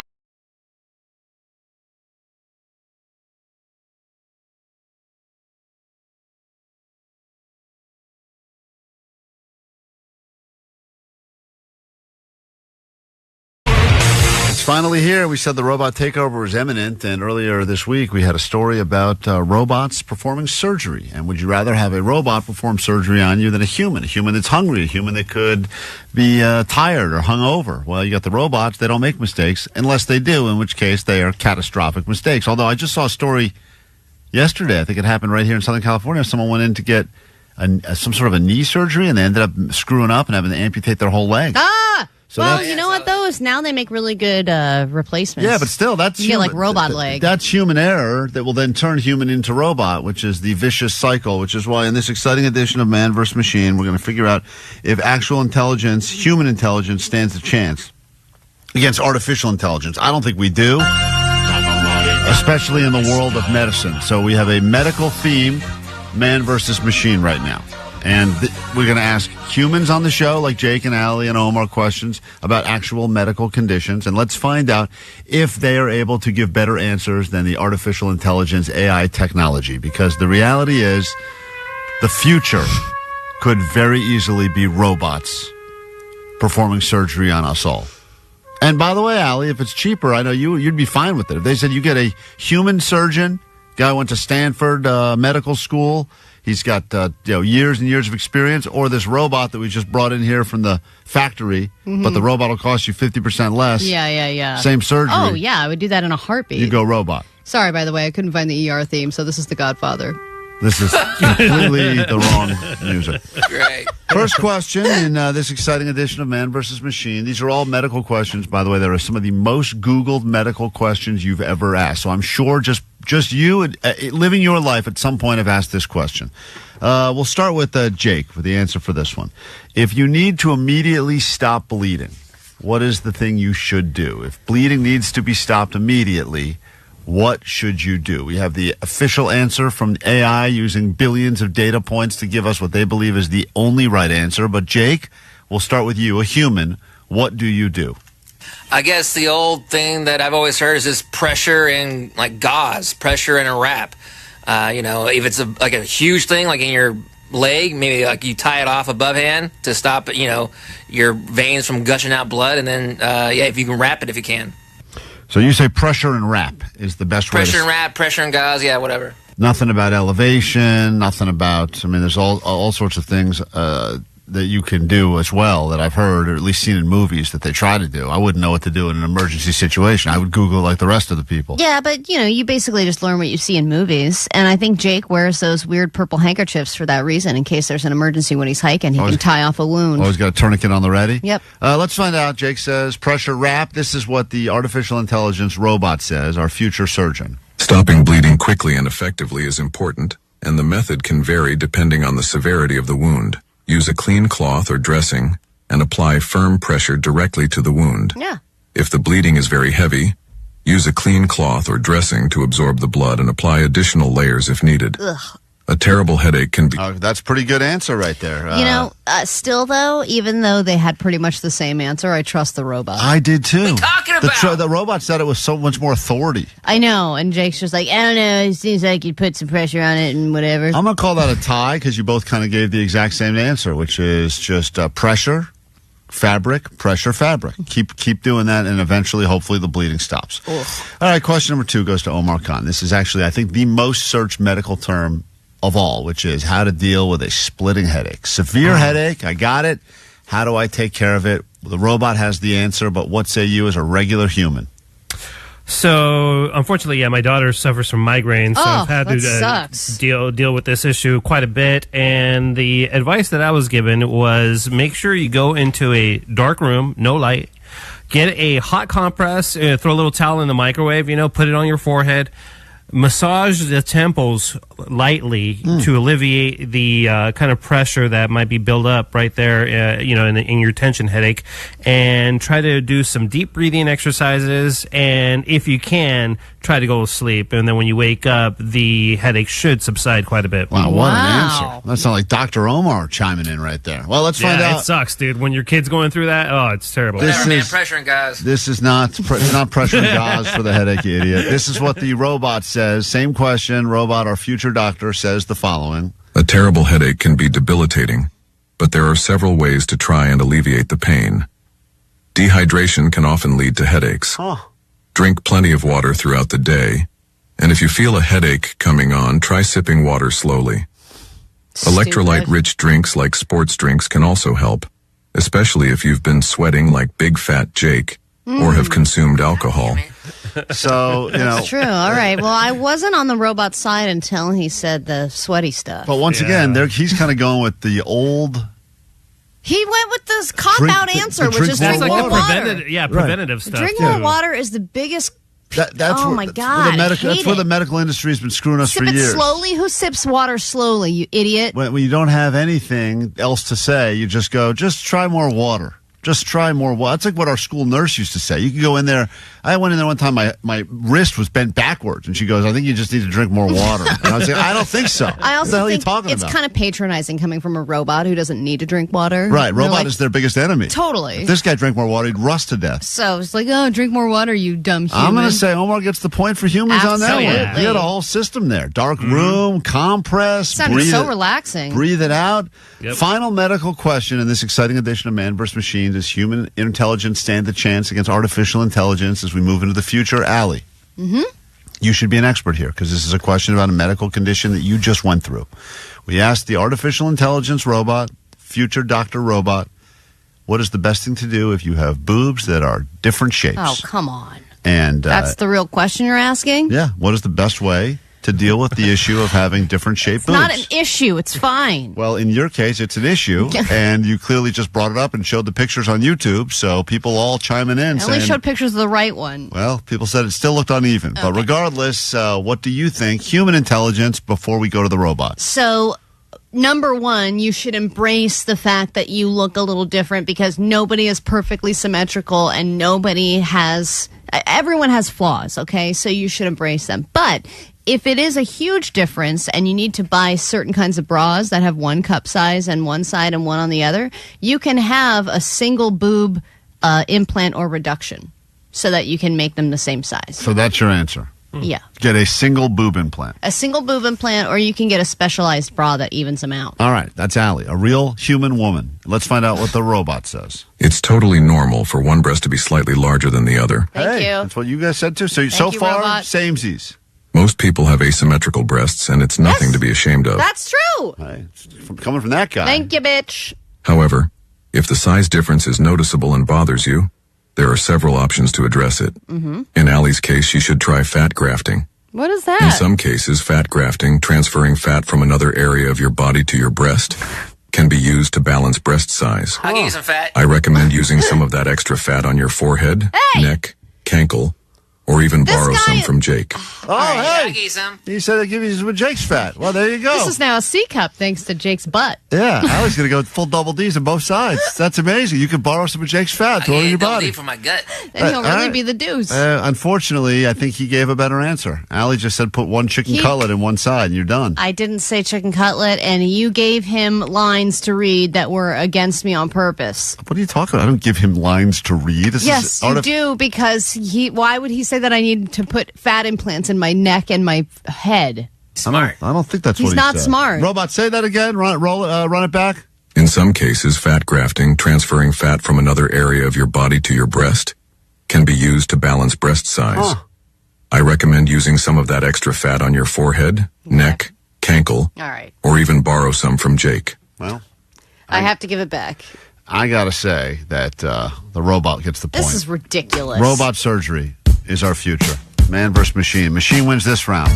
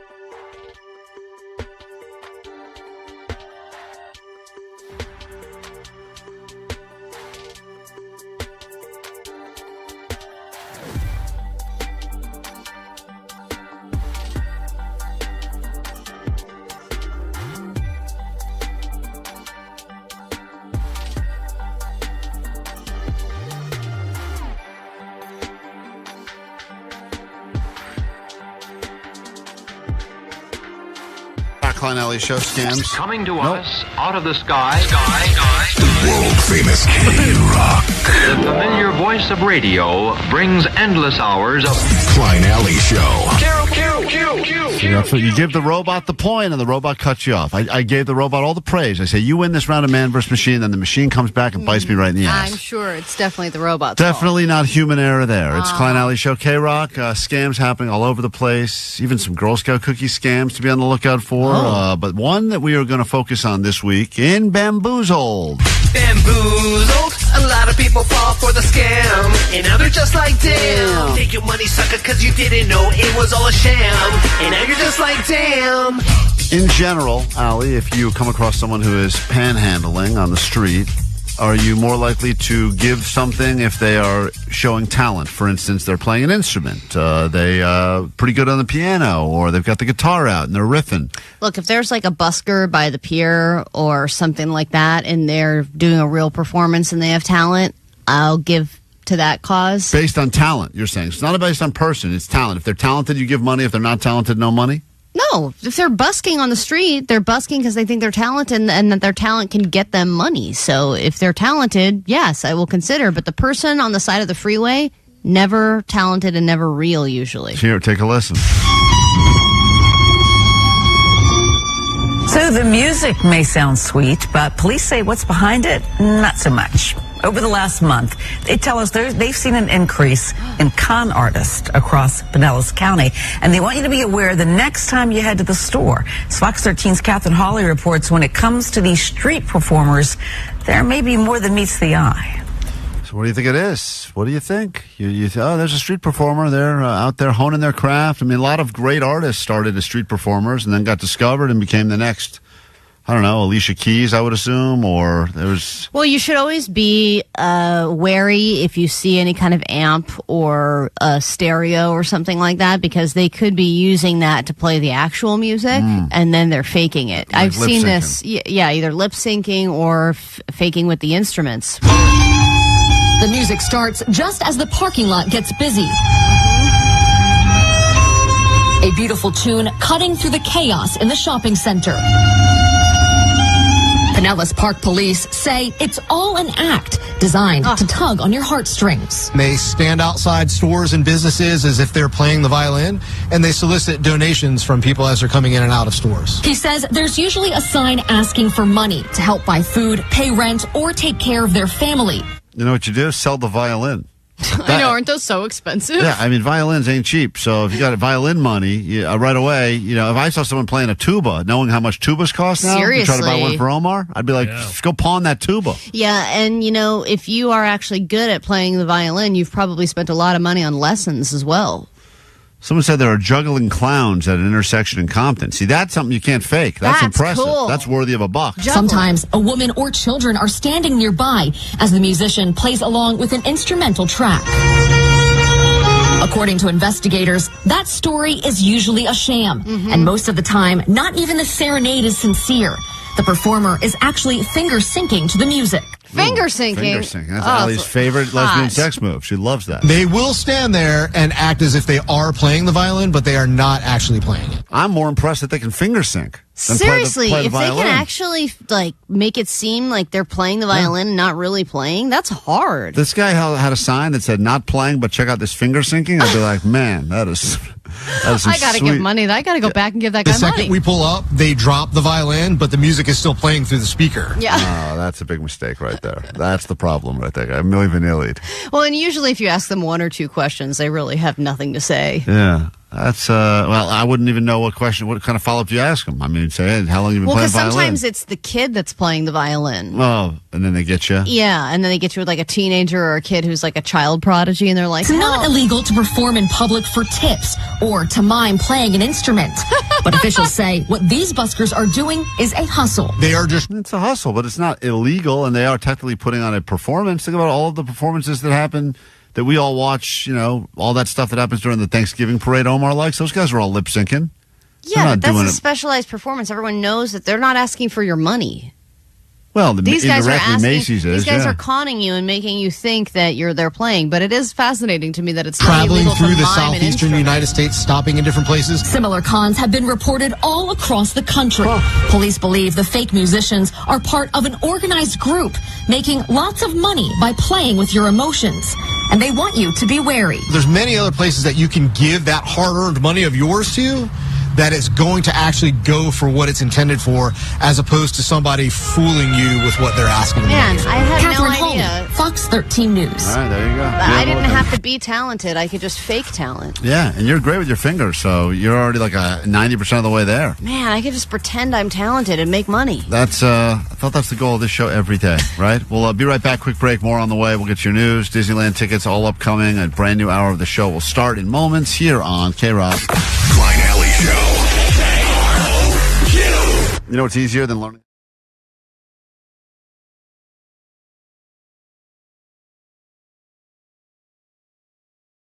KROQ, we are Klein Alley Show. Although currently we are dressed as eagles to celebrate the greatest story to happen in Southern California in some time, the birth of the babies of Jackie and Shadow. Yeah, and I was able to get a really great deal on some highly inflatable eagle costumes just because I don't want Jackie and Shadow to get all the glory. When you think about it, anybody on a live stream can be a bald eagle and get attention, don't you agree? I don't understand what we're attempting to prove here by dressing up. I think this was one giant... you and Vanessa got inside of each other's heads, and you started hyping each other up and saying, oh, it'll be great if we do the show dressed like eagles. I think it's wonderful. Yeah, but... I like it too. Visually, I like it too because I'm not doing it. Right, of course. That's the best part. I tried so desperately this morning to shift this onto someone else. I was like, oh, it'll be just as funny if Jake comes in here dressed like an eagle. No, he can't fit in this costume. But we're going to attempt to, I guess, feed each other now. Well, yeah, because like I said, the big story yesterday was that they did their first feeding, and obviously it's fascinating. I mean, Omar, you've been gripped by this, right? Oh, yeah, You're one I love of it to death. 80,000 people that have been watching Jackie and Shadow and seeing how their eaglets' lives are starting out. So why can't we get in on some of that attention? I guess we realized that, God damn, I hate this thing. This is so loud. What I realized is that people are obsessed with watching cams of eagles. And since our YouTube, live YouTube is kind of new, what could we do to maybe steal some eyeballs away from the much more popular eagle cam? And we decided rather than just be a better version of a radio show, which is impossible, we tried, let's just maybe dress like eagles and maybe we get some confused, really slow adults that actually check out this stream and think that they're looking at the Jackie and Shadow cam. Some of the immediate comments on the YouTube live stream are that Klein's nose still somehow looks better than the costume's eagle nose. Thank you. I'll take that as a win for me. So do you want to share some of this beef stick as a nice breakfast? So I guess what we were going to attempt to do right now is recreate eagles feeding each other, because that is the thing that everyone's going nuts about. If you haven't seen it yet, you're not yet watching the live Big Bear cam. But everyone thinks it's the greatest thing ever. In fact, I can't even play this audio because I can't even see my... I think I can get it. Could you have bought louder costumes, Allie? Or were there louder ones available? Look, there was another one that was really, really good, but it was like $200. And these ones were $37. Well, you got everything you paid for here. Okay, hold on a second. If you are wondering why it sounds different in here, it's because we are currently encased in eagle suits. And in a moment, we are going to attempt to feed each other. And I believe the meal this morning is a beef stick of some variety. Johnny, while you're here, can you please open up the beef stick, because I can't open it myself with my wings. Allie, I think we should let Allie try to open it up, because this was her idea from the very beginning. Let's let her... Well, and I also have a lot of respect for these eagles, because it is hard to do things without hands. Yeah, do it your mouth. Put the mask on the right way. Well, I can't bite on it. Yeah, Allie's all ass backwards with her whole costume. Okay. And her face is coming out of the neck. Yeah, it's a terrible... Enough about my neck! The costume cannot accommodate Allie's giant long neck. If you are wondering what this monstrosity looks like, you can head over to YouTube. Johnny, open that up for Allie. What are you doing? No, I want Allie to try to open it. Oh my God. It's a much funnier segment. Allie tries to open things in an eagle suit, because the reality of this is that it wasn't really that well thought out. I think they just got so excited about the eagle costumes that we just assumed the rest would figure itself out. Oh my God, I think I got it. And it clearly has not. So, yes! All right. So for anyone who's enjoying watching eagles do things, which apparently happens once a year around birthing season, maybe, just maybe, you'll enjoy this. Allie's going to okay, I'm going to go over there. Stick it up, and we're going to attempt to feed each other, baby bird style, mouth to mouth, This is a live feeding, which apparently is all the rage these days on the cams. So take this, Real Eagles. Hold on. Allie and I are going to attempt. Klein's stuck. I'm trapped. Hold on. Oh my God. This looks like some sort of weird porn. I got this stick in my mouth, guys. We just did a very successful and unsuccessful live feeding. Oh, beef tastes like cigarettes. Were you smoking again? You know what's funny about this dumb bit is that Allie thought this had enough legs to do once every hour. She goes, oh, we'll start every hour with a live feeding. And I said, I think if we do this once on the air, it'll be more than enough. Look, I also said we should wear these the entire show. Right, that was another big mistake.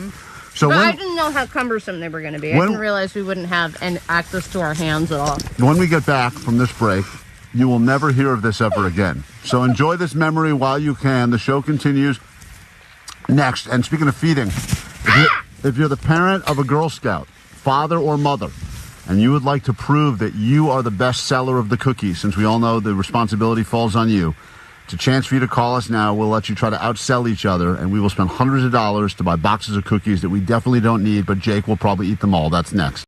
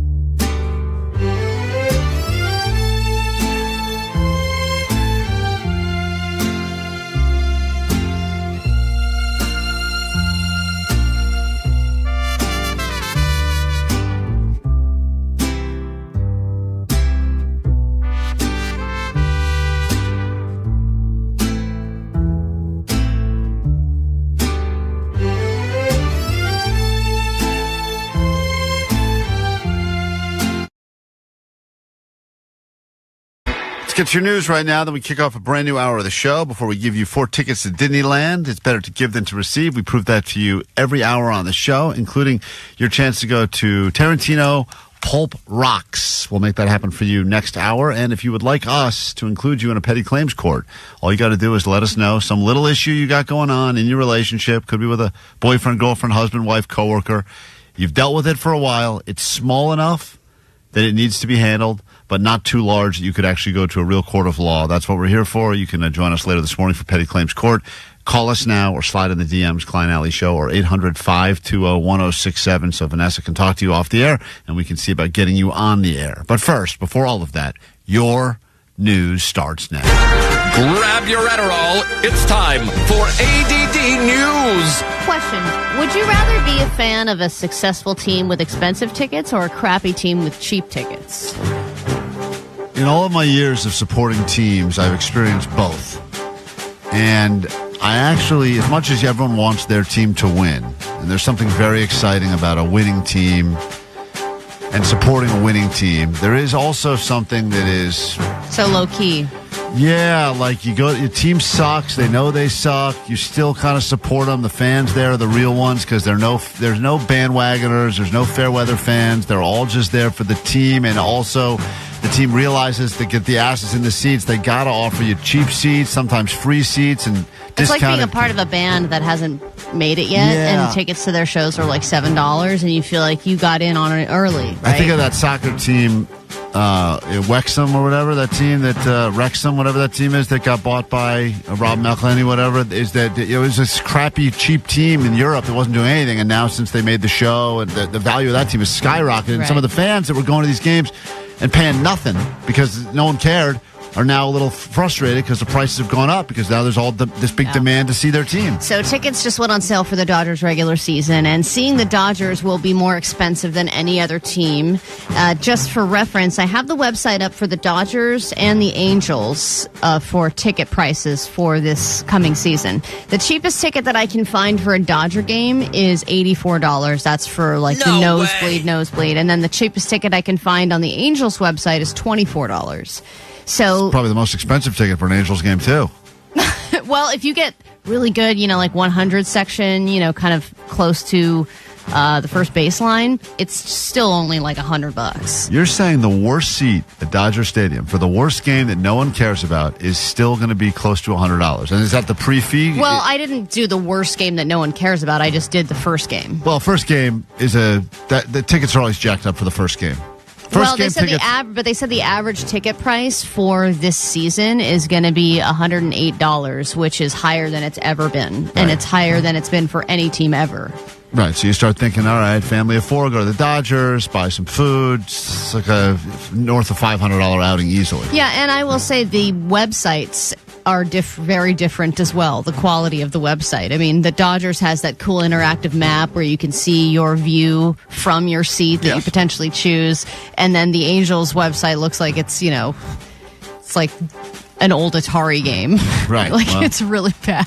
There's also a big difference in merch, too, because on the Dodger website, you can get a Shohei Ohtani jersey for $174. All right. Meanwhile, the Angels are pulling their new hats from the fan shop because they say anals. Yeah, that was a big mistake they made. And a lot of these hats, the new MLB-style hats, I think it was New Era that put them out, but they're pulling them all back because they realized when you eliminate a few letters from the team's names, you get a lot of funny words. They're inappropriate. It was their overlap collection where the shirt logo overlaps with the ball cap logo, and it's a confusing concept, but some of the overlaps were inappropriate, including the anals one and also the Texas Rangers, whose hat said tetas, which is a Spanish slang word for boobies. Right. So those, though, are currently on for sale on different websites, and the eBay price for an anal shirt, someone put a bid up of $950 for an anals ball cap. But the tetas one, I thought it was only $36, but I think it's a knockoff. I think people are making their own versions of it. They made a bunch of these hats. They pulled them all. So you'll be seeing kids in third world countries wearing the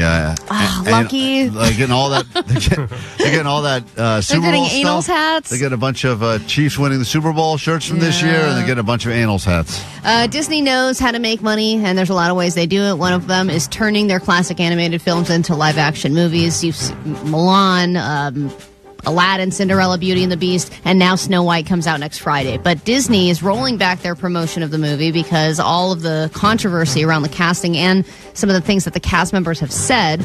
Not only have Gal Gadot and Rachel Zegler been very vocal about the situation in Gaza, on opposing sides. Gal Gadot is Israeli and Rachel Zegler is very pro-Palestine. But people have also had an issue with the casting of a Latina actress to play Snow White, who's a character known for her skin as white as snow. And even Peter Dinklage said he is against this. He said, you're progressive in one way, but then you're making that effing backward story about 7 dwarves living in a cave together. What the F are you doing, man? Have I done nothing to advance the cause from my soapbox? I guess I'm not loud enough. He's just mad he didn't get cast. Well, it was a lot. I thought it would be problematic if they cast him. They can't cast 6 others. But they should be grumpy. Very funny, Jay. And there's a lot of little people that were upset because they decided there are plenty of little people actors that need work, and they decided to give the dwarf roles to full-size. No, I think it's is it full-size people that they shrunk down? I think it's full-size people that they shrunk down using AI, or that trick with the shoes on the knees. They did that. I think we're past that, dude. I don't think so. Budget cuts in Hollywood, dude. Okay. They still got to do it. I think with your height, you could have made it. I almost could have made it. I almost could have made it. Shoes on the knees. That's what they're doing. The live-action Snow White. That's why they're scaling back from the promotion. Wait a minute. Great. I know that guy. Oh, he's got the old shoes on the knees trick. It's a classic, guys. Is that Hugh Grant again? It just gets all the little people roles. Get into a brand new hour of the show, perhaps the greatest hour of your life. Next, KROQ. It starts with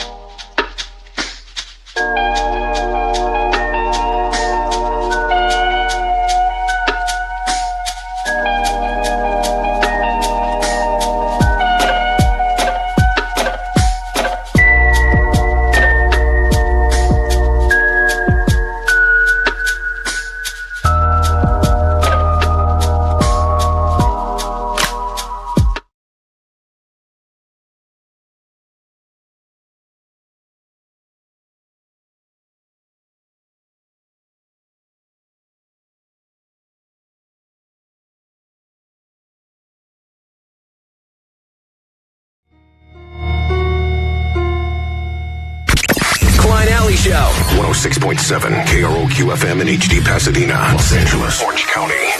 This is the world famous KROQ. Good morning. Welcome back to KROQ. We are Klein Alley Show. It's just after 8 o'clock on a Wednesday morning. Rain continuing, and get ready to be wet.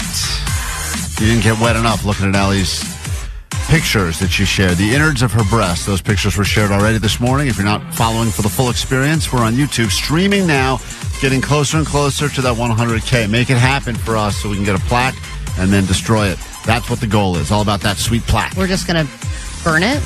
Well, we don't know how we're going to destroy it yet, but we will destroy it. Oh, that's a bummer. That'll be fun. I'm going to try to sell it. Everyone will get in on the yeah. Jake's going to bring it to the pawn shop. Oh, yeah. Jake said the only way he's returning to that pawn shop to meet Mama and Koala and all those people that work at the pawn shop is if we get that YouTube plaque for 100K. Then he's going to go try. Yeah, I bet you they would pay for that thing. I mean, I'm sure they don't know what YouTube is at the pawn shop, but still, that at least looks valuable, unlike the other crap you've tried to bring them.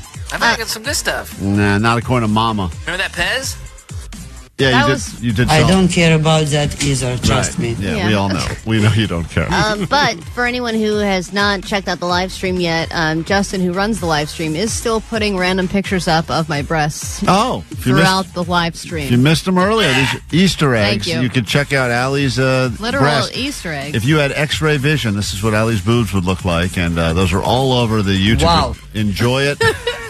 Enjoy it before. Hey, Mama's on the YouTube. Mama, suck it. That's great. All right, well, we get to that later this hour. There's some controversy unfolding here. A few different things going on. I'm being called out all over the place for something that I will defend, but people don't want to hear it. I guess they've made their decision. They've already judged, juried, and execution my ass. I'll play you some audio, damning audio, and we'll get to that after Queens of the Stone Age right here on KROQ. Good morning.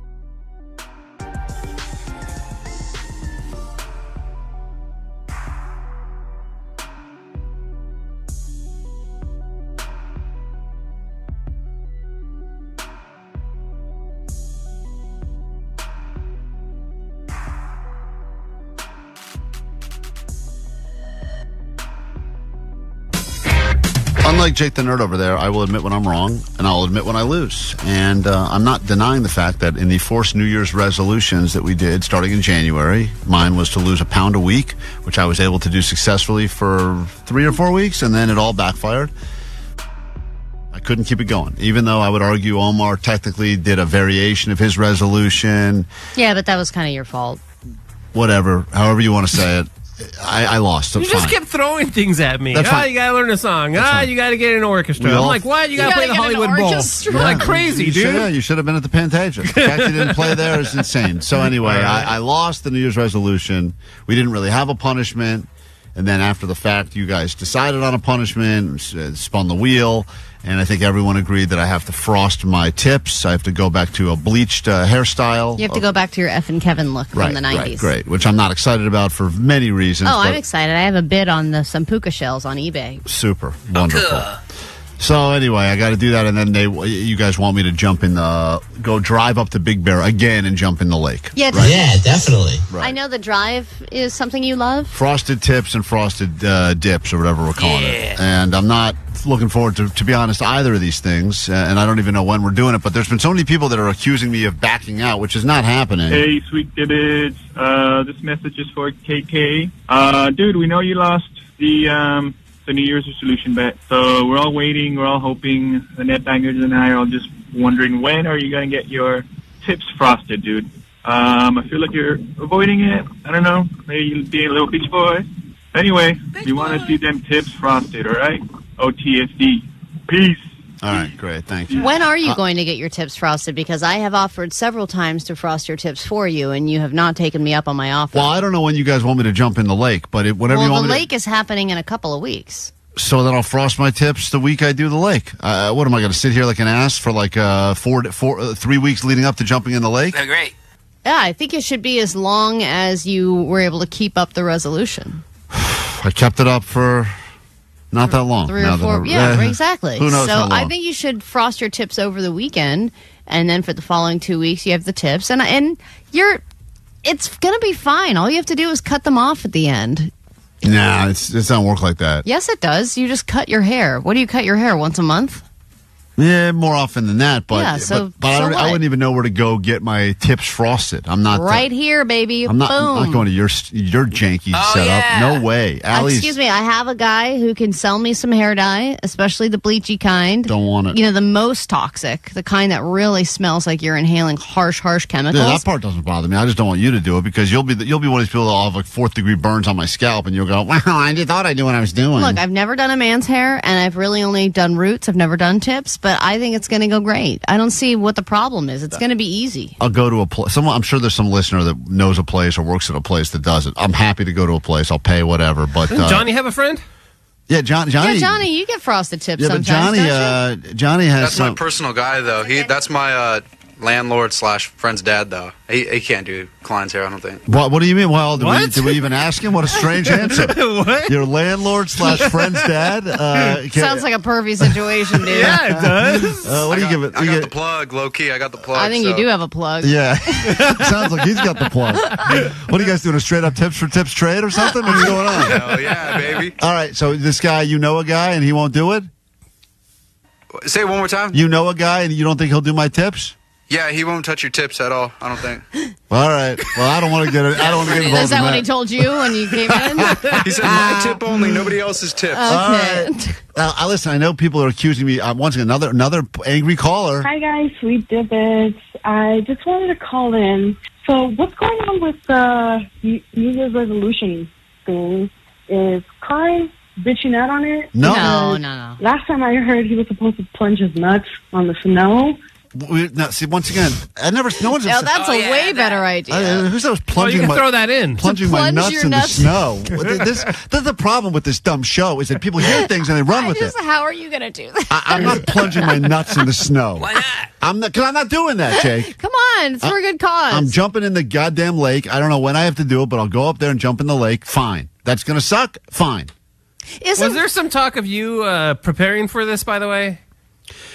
I have been... And video evidence that you failed to share with us? I have been attempting to because I do. Get yourself acclimated. Yeah, it's not fun and not easy. And I've been I've been trying to get in my cold pool to prepare for the cold lake. And it's, first of all, the pool's only about 50 degrees, not even nearly as cold as the lake's going to be. Yeah. But I can't really get in past my ankles. Yeah, Klein got video of him. He thought it was going to be a cool video of him jumping into a cold pool, and he put his feet in, and then he like smashed his hands around in the water and then walked out. Yeah, it was too. Yeah, it didn't go well. I don't know. Did you even do the pat of your? Nope. Of your, no, I'll show. It's not a good video. It's not good. But when you tell me the day I got to drive to big, aren't we doing some event there? There's something happening there. I thought we're going to go what to day a thing. is it, Vanessa? There's a polar. 329. There you go. Saturday. So 329. I will pay off my my forced resolution bet. And okay? Vanessa, was he supposed to get frosty tips? Yes. Is he like beating around the bush because he doesn't want to do the punishment? No. No, we're getting it all organized. Being a little bitch. I'm not. Okay? I'm not being a little bitch. Well, you are a little bitch, but you're Ali, gonna. You do have a f***ing long neck. Sorry, excuse my language. God damn it. Okay, volleyball. Okay, thank you for the call. I love you too. Thank you. Vanessa, isn't your mom a hairdresser? Yeah, but she lives too far, so we're not playing with her. What happened? She works too far. It wouldn't work for Klein. Come on, man, Klein. nobody wants to do your hair, Klein. Jesus Christ. Allie's offering it up. I've got a hookup too, but it doesn't work for you. Fine, great. So everyone's got a hookup for hair on this show, but no one wants to touch my head. Literally all of us. So offensive. It's great. All right, I'll take a break. We will do the. I pay off by the end of this month. My bet will be paid off. Okay. You're gonna have to pay off this hair job. It's gonna cost you full price. Yeah, lockjaw or something. Quick break. More show next. Now, for a limited time, it's the KROQ Instant Spring Break. Just add listening every hour at 9, noon, 3, and 6. And voila! A chance to win 4-packs of one-day, one-park tickets to Disneyland Park or Disney California Adventure Park. At the Disneyland Resort, the happiest place on earth, you find all kinds of happy. And KROQ wants to give you a chance to visit on us. You can find that travel to a galaxy far, far away kind of happy. The my dream is finally coming true kind of happy. And wow, that churro is the size of my forearm kind of happy. Keep listening to win your KROQ Instant Spring Break. Winners of KROQ's Instant Spring Break are known to have a ton of fun and shout woohoo a lot. Both ticket and park reservation required. KROQ.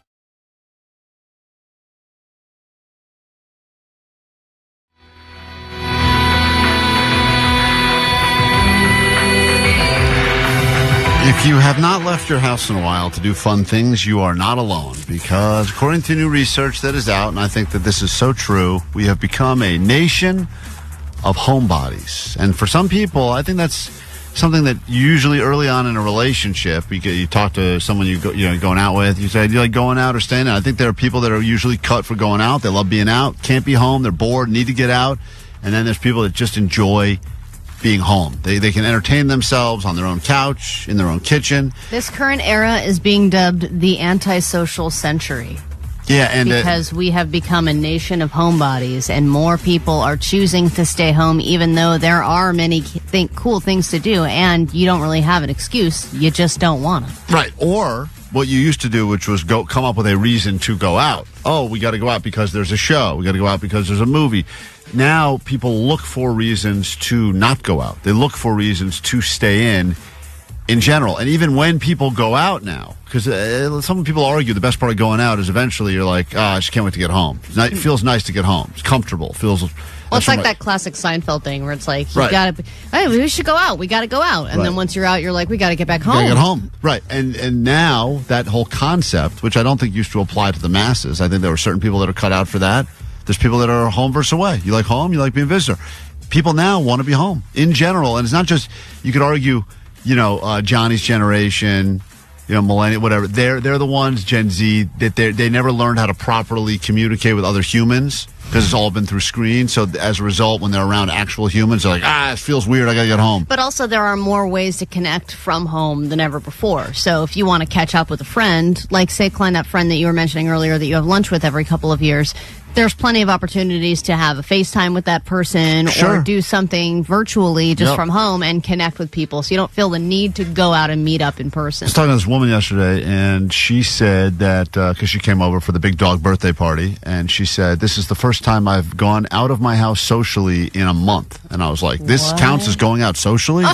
This is so sad. Yeah. But the reality is, she's like, just now whenever something comes up, it's instantly like, why do we not want to do that? And in L.A., you don't really have the excuses that you would have. I mean, maybe today and tomorrow because of rain, whatever. But in other places, you live in like Chicago. Yeah, you are going to hunker down for months on end. Right, because of the weather. But I think also I always thought in Southern California like to go out despite traffic, despite day of the week, despite the fact that they have work tomorrow.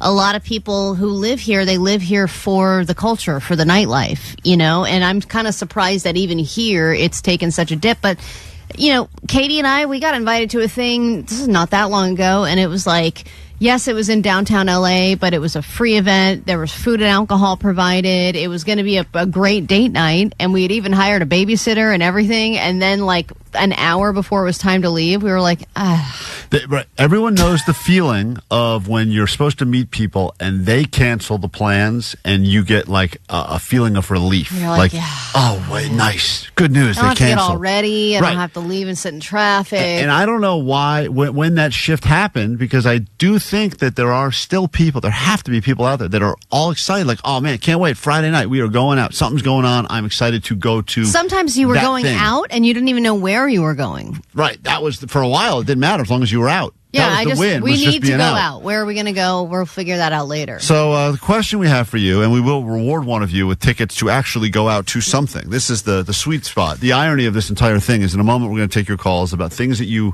good things you were invited to, things that you had tickets to, things that you technically could have gone to, but you opted to stay home instead. You stayed home instead with no excuse. No good excuse. Right. You just wanted to stay home. You weren't sick, and maybe you said you were sick, but you just said, yeah, you know what? I do have tickets to go to a Laker game tonight, and they are good seats. But you know what? Also, I've got a couch here, and I can watch the game. And I can watch the game, and I can order, ramen or whatever. Right. What awesome thing did you miss? So that's the question, and I want to hear the real stories because apparently it's now happening more and more, and we will reward one of you with tickets to a thing you can actually go to. It's Tarantino, Pulp Rock. Of course, you've probably watched a lot of those movies at home, but now you'll get to go and enjoy live rock spectacular celebrating the iconic films and soundtracks of Quentin Tarantino movies. That'll be at the Cinevita Hollywood Park, and we will get you in. Plus, you could end up a VIP where you'd have your own booth, champagne, waiter, waitress service, and all of that. Want to talk about your homebody behaviors next on KROQ.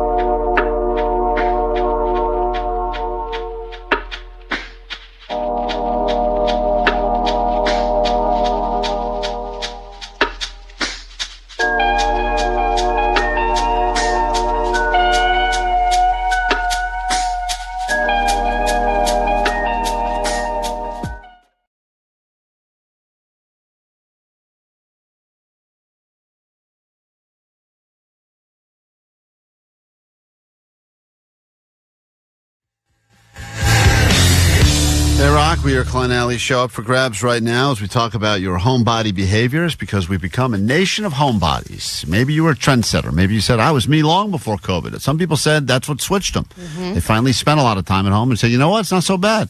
I would think if you're one of these people that gets to work from home, you're home more than you normally would be, you would want to get out just to feel like you're getting out. But I think some people now, they become used to not wearing pants. Become like agoraphobic, and they don't want to deal with the real world anymore, so they want to stay home. Yes, or you want to only go out within like a 5-mile radius of where you live. And a lot of the cool venues are farther than that. Up for grabs, we have for you tickets to go to this very cool event. You'll have to leave your house for Tarantino, Pulp Rock, high-octane live rock spectacular. And someone's going to win the VIP experience, VIP booth, fits up to 6, comes with a bottle of Moet, snacks, dedicated waiter, waitress, valued at over $1,000. Not bad at all. And yesterday, to win your Quentin Tarantino tickets, you had to play a game with Vanessa doing Quentin Tarantino movies, which was not easy to do, although people liked it. Good morning, you guys. The Quentin Tarantino Vanessa, that was the greatest thing ever. I literally was late getting into a meeting because my husband and I, couldn't turn off the radio. Nice to hear. It was so good. We were crying. It was amazing. So anyways, good job, Vanessa, at being bad at impressions. Have a good day. Allie, burn that goddamn hat. It looks terrible on you. It adds 57 pounds. I'm pretty sure Jake was sitting on your head the entire time. All right, thank you. So anyways, love you. Mean it. Bye. Thank you for the nice call. That was yesterday. You had to do all that just to get tickets. Today, you just got to tell us about things you decided not to go to because you like being a homebody instead. We'll start with Becca. Go ahead, Becca. You're on K-Rock. What's up? Sweet bitch. Shout out to my net bangers. What's up, net bangers? Watching us live on YouTube as we speak. What's up? So I turned out to have Laker tickets to be Kobe's last game ever. Oh my God. And you Kobe's just didn't go? Last game? What was your reason? No, I didn't go because I lived in Long Beach and I wasn't working in downtown LA at the time. So I was just like, I'm not going to deal with crypto tonight, and I decided not to go and just be a lazy butt and stayed at home. And regret. You do have regret. At least some people go, you know what? I would regret, but I ordered great pizza that night, so I would call it a wash. But you missed Kobe's last home game. I love the excuse you give to yourself. I don't want to do crypto tonight. Right. It just sounds like it's just too much. At the time, I think it was staple still. But let's say hi to Alyssa. You're on K-Rock. Hi. Hey, I decided not to go on a 2-week long vacation to Europe with my family so I could stay home with my dog. Whoa. Was this a paid vacation? Like your family was going to help pay for you? Yeah, it was all paid for and everything, and just didn't feel like going. Because you didn't want to leave the dogs, or because you decided all of the annoyances of travel outweigh the comfort of just being home? A little bit of both. I'd rather just be on the couch with the dog, honestly.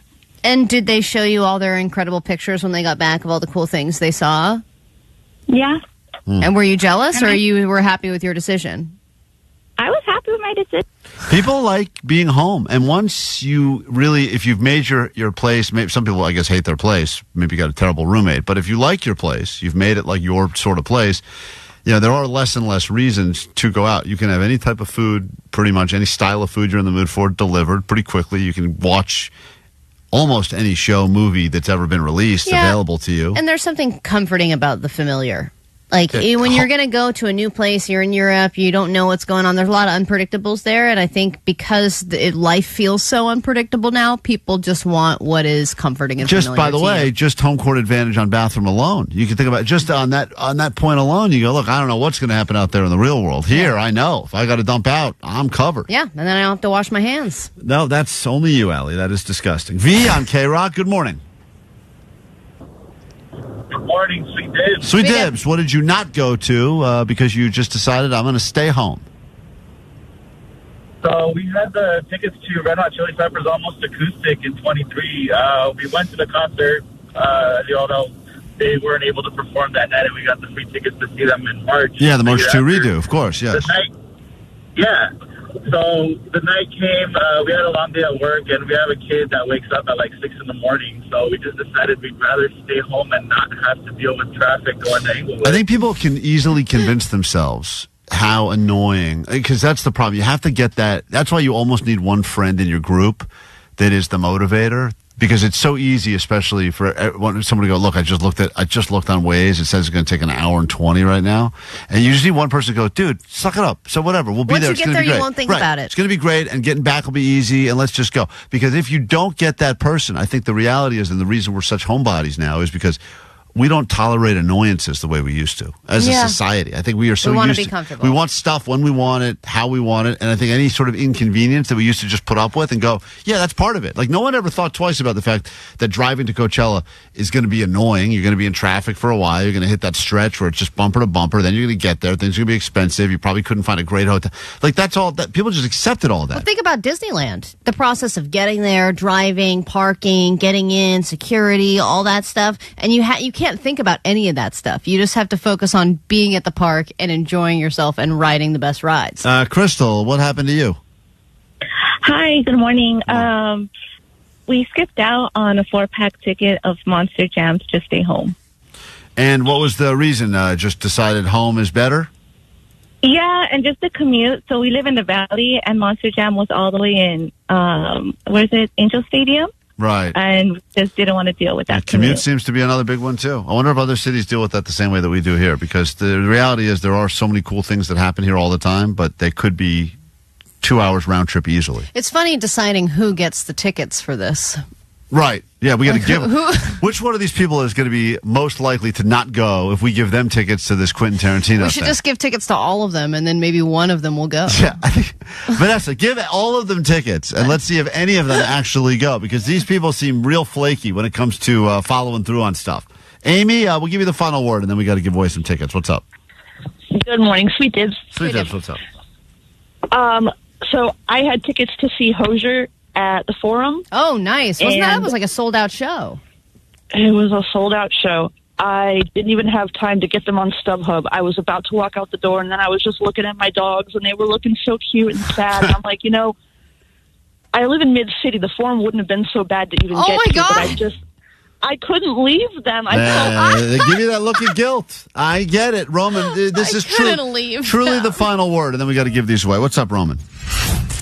Hey, Sweet Dibs. Sweet Dibs, what's up, dude?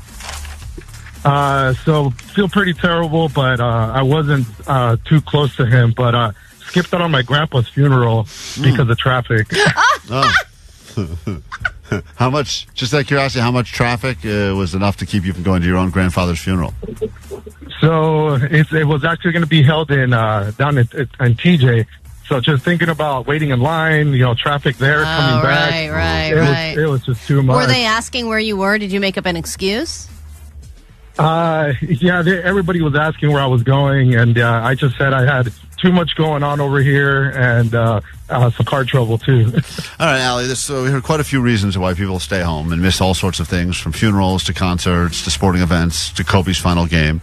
Who do you believe should be deserving of getting a second chance to go out in the real world and leave their homebody ways behind? I would either say Grandpa's funeral or Kobe's last game. Yeah, I feel like Kobe's last game is like, whew.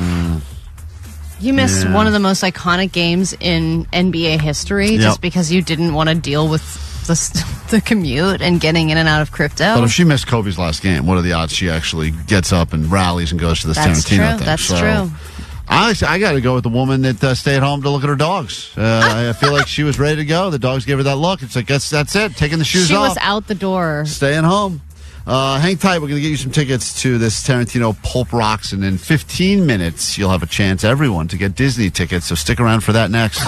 Klein Alley Show. Mornings on KROQ. And evenings on OnlyFans. City of Hope. We're more.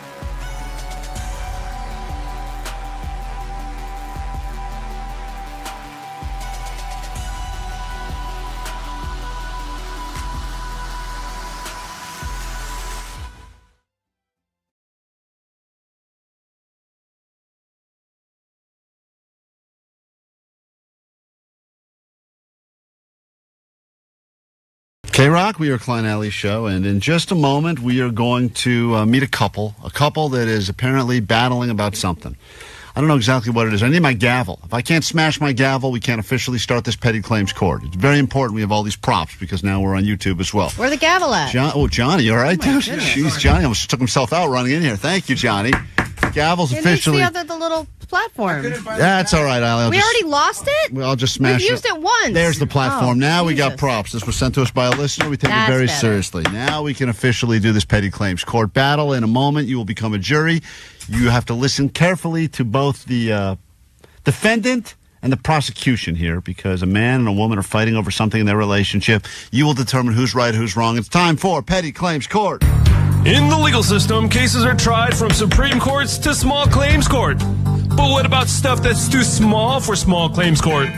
This is petty claims court. All right. This is actually not a married couple. This is a boyfriend-girlfriend situation, but for some reason, Matt felt the need to bring his girlfriend to us in petty claims court. So let's let them both make their arguments, and then we will decide as a jury of the people who's right, who's wrong. And we start with Matt because he's the one who put in the claim. Hello, Matt.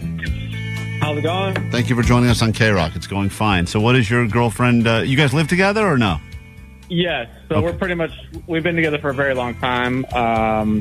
8 years. Almost 8 years. But not married, not engaged? No, which is a whole other battle. But yes, not married, not engaged. What side of that battle are you on, just out of curiosity? He really wants it, you can tell. Uh-huh. So this is part of the issue. You know, she wants all of these things, and she doesn't work. She used to. She doesn't work anymore. But I'm a truck driver. I run my routes. I'm running extra routes. I'm picking up extra work, overtime, all that. And then she's just been at home. You know, she goes to Ulta, Sephora, Target, Amazon, everything. I come home every day, there's new Amazon. You know, and I feel like, just to be honest, I'm not bringing in the money fast enough. Right. Well, you can never keep up with Sephora. Good luck. It doesn't matter what you do. You could be a Rockefeller. You're not keeping up with Sephora. Yeah, and it's like Costco. Like you go in there for one thing, and you end with like a full cart of stuff. The amount of times I've heard my wife say, "I need to go to Sephora today," and I say, "No one has ever needed to go to Sephora." No, we always need to go. No, but no one needs. You don't know what the word... We do need to go. No one knows what the word need means then. I need more foundation. All right, I need more blush. Yeah. Matt gets me. Anyway, we're going to bring your girlfriend on in a moment. So your concern is that she is spending at a rapid pace, and it is everything, and there's no filter that says, I don't need that. Quite the opposite. You go, maybe I got one of these in every color, because which one works? We don't know, right? Exactly. I feel like I'm in a hole, and it's just getting deeper and deeper, and we're not coming out of it. That's so we talked about it. Mm-hmm. What does what does she say before we bring her on to defend herself? Well, she's Latina, so it's in Spanglish, and I always lose that battle. I know what she said. Omar's going to play a clip of what she says. I feel like I know exactly what she says. All right. That's good. She makes a good argument. All right, let's bring her on. This is Danielle. I love that we've reached the women be shopping section of petty claims court. Hey, listen, Allie, this is a legit... I don't know if it's always the woman in the relationship, but in a lot of relationships, there's a spender and there's someone who doesn't believe in it. And in this particular case, Matt has brought his girlfriend of 8 years, Danielle, to petty claims court. Good morning, Danielle. Thanks for taking a break from Amazon to join us. Hello. Hi. Go ahead and defend yourself because the jury will vote, but not until you have a chance to say your piece. I mean, do you want me to look good or you want me to look hood? Oh. So my Papi Chulo complains, but he's not complaining about all the things I'm spending on. I'm looking good for him. I'm trying to make sure when he comes home, he likes what he's coming home to. I mean, I don't hear any complaints on his end. And what are some of the last purchases you've made? You know how those BuzzFeed articles come out and they tell you all those good things that you need to get. So I always look and I just get makeup. I'll make sure I have the right outfit so I'm looking good. Mm-hmm. I want to make sure that I have, I also make his lunches for him. He doesn't talk about that. I purchase all his little containers and his lunch pails, and he doesn't say anything about that. But I don't want to put words in Matt's mouth, but I feel like Matt would be fine if it just went in a Ziploc bag. And you're thinking, like, what is the most expensive way I can make this lunch? Oh, I'll buy some stackable cubes, and you order them because you saw them on TikTok. Sounds like she has a really cute lunch pail set up for him, which is adorable. Yeah. Matt, I mean, Matt, are you okay with just a Ziploc? I'm trying to get the ring on my finger, so I have to get all the items that I need to make sure that I get that eventually. I mean, 8 years see. is a long time, right? Right. And Matt's terrified because he feels that there's just a bottomless pit of spending and never stops. Is there ever a time you've caught yourself before checking out, or do you just check out first and say, I'll return it later if I don't like it, and then never return? Only when she has duplicates in her cart. Yeah. And to answer your question, Klein, I'm a brown bag kind of guy, like brown lunch bag. That's how I grew Did up. you say brown bag? Write down brown bag. Yeah, okay. All right. I get it. So, All right. but Matt, are you hearing what Danielle is saying, that she is working hard to try and get that ring and she's not getting it? So do you think that maybe if you did propose, that some of this spending would decrease simply because she wouldn't feel such a need to impress? I mean, yes, and that's there. We've had that talk, but at the same time, the finances come up, and I've made it a point, like your debt is my debt, but if I put a ring on your finger, your debt is my debt for life. It's That's so romantic. Beautiful thing to say. Okay, and you share your finances, obviously, because you're the earner. Yes. So we started a joint account probably around the pandemic, right after the pandemic, and since then, that's when I noticed how this girl's living. And don't get me wrong, yes, she looks great. She looks really good. Well, I think I'm ready to rule. She looks good. That's the most important I thing. know. Right? I wonder what it would be like if Danielle quit all of that for a week and what she looked like and whether you would be happy. Yeah, would you look like a wildebeest or something if you had a week of not having to put on all the Sephora stuff? Like, what do you look like without all that stuff, Danielle? I mean, we got to keep it up. We got to keep things tight and trimmed around here. That's how the world is these days. It's interesting because I would have thought injections. She's getting injections and lip filler and just all this unnecessary. Like I love her for who she is, and I don't think she needs all that. But I have had guys. I'm telling you, I know this. I know what Matt is saying. I've had such a similar argument, and my wife will always sometimes convince me as to. I say, you're beautiful. You don't need any of this stuff. And she goes, you think I'm beautiful because I'm doing this stuff. And if I stop doing this stuff, you won't say I'm beautiful. Right, now, and Klein, I'm not doing any of the stuff. And look at me. Okay. Danielle wins. Based on I need to be Ali, friends with your wife. based on Allie's argument right now, Danielle wins. Keep doing the stuff because it is the most important thing you can do. Now, I don't get to decide who wins. I do have the gavel, but the jury will vote in a moment. 10 seconds closing arguments. If you're just joining us, Matt is accused his girlfriend of 8 years. They live together. They share finances. He works. He's the saver. She's the spender. She feels the need to go to Sephora and Ulta, sometimes the same day, which is crazy. I know that those stores sell the same stuff, but whatever. So you're going to Sephora, then Ulta, then Target, then Amazon. Has there been a day at all in the last month an Amazon box has not shown up at your door? No. It's like Christmas every day. Oh, that sounds great. Every day. And it's like you get that email where it's like your Sometimes package they're has been small delivered, and you're like, I don't even remember what I ordered. I can't wait to open it. It's amazing. The only thing I get is the Hims package once a month. Well, what do you take And from? he's not complaining about his monthly subscription. Right. What's that? I need that. Is it a penis pill or She's something? Latina. She's Latina. I need that. Okay, got it. All right. Let's get to it. Let's get to the voting now. 10 seconds closing arguments, then we'll officially open this up to the jury. Text line is already very active here. Many people can relate with what you guys are going through. Danielle, you've been accused of spending too much money, and you're claiming you're doing it for a good reason, but still it's too much, apparently, and you have 10 seconds to make your argument for the jury. Go ahead. You want me to look?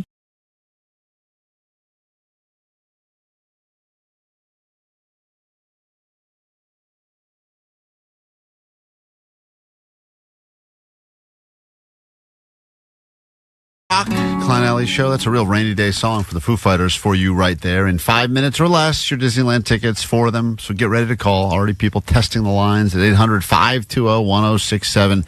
Make you a big fat winner, a big Jake winner as we call you, and we'll do that after your news, which starts right now. Grab your Adderall. It's time for ADD News. I'll start with this story since it's the perfect segue. There are pros and cons to weight loss drugs.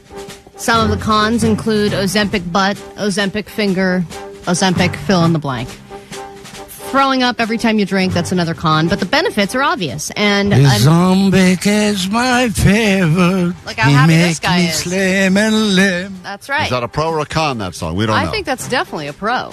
But another positive side effect is that your ex might be trying to get back together with you. Oh. They polled 1,000 individuals that were using various weight loss drugs, Ozempic, Mounjaro, etc., and other similar treatments, and they found that 1 in 5 of them have had former partners reaching out, trying to reconnect, saying, hey, remember me, let's potentially get back together. On top of that, nearly 1/4 of singles that were using these drugs reported receiving more matches or unsolicited messages on dating apps. So it could make your love life better, and it could make the one that got away come back to you. Look, as you know, I've gone through a pretty extreme weight loss the old-fashioned way, which was just stress.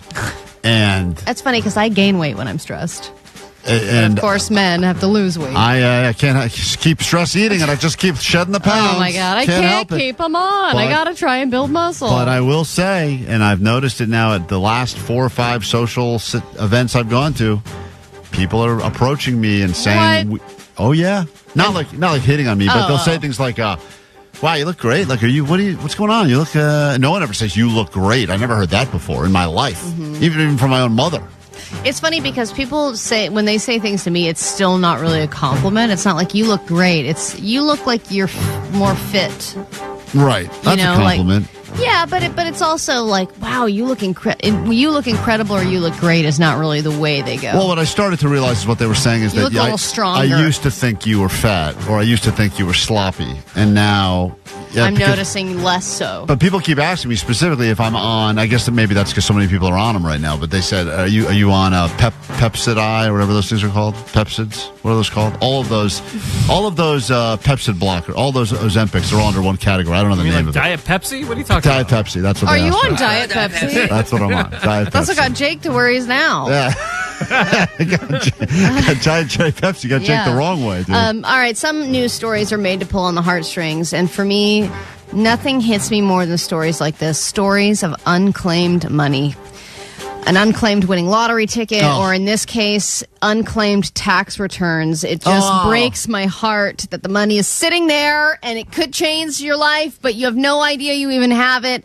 And right now, there is approximately $1 billion in tax returns sitting in the bank because people either haven't filed or haven't claimed their returns, and they have until April 15th to do so. Oh, no, you're wrong. We have till October in Los Angeles. No, but this is going all the way back to 2021 because apparently you have 3 years, really, to file your tax returns before that money is just gone. I wish there was an easy way. You could just type your Social Security number into a website, and it would be like, you're owed $100,000. You're owed $10,000. You're owed $50. Well, the average person, they say, has a return of like $781. So the chances are you do have some kind of return. You just have to go through the process of getting it. And even if you don't have your pay stubs from 3 years ago, guys, just make it up. Send it in. See what happens. It's not great advice. Just saying. The IRS doesn't like that. Although I think they're all getting fired at the IRS now, so maybe they won't catch I don't think there's anyone to check it anymore. Yeah.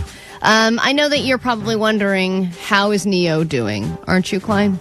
No, I have not actually thought about Neo at all today or in the last 5 years, 10 years. Well, you're going to want to, after coming out with, hits like Closer and Because of You in the 2000s. In 2025, he's coming out as polyamorous.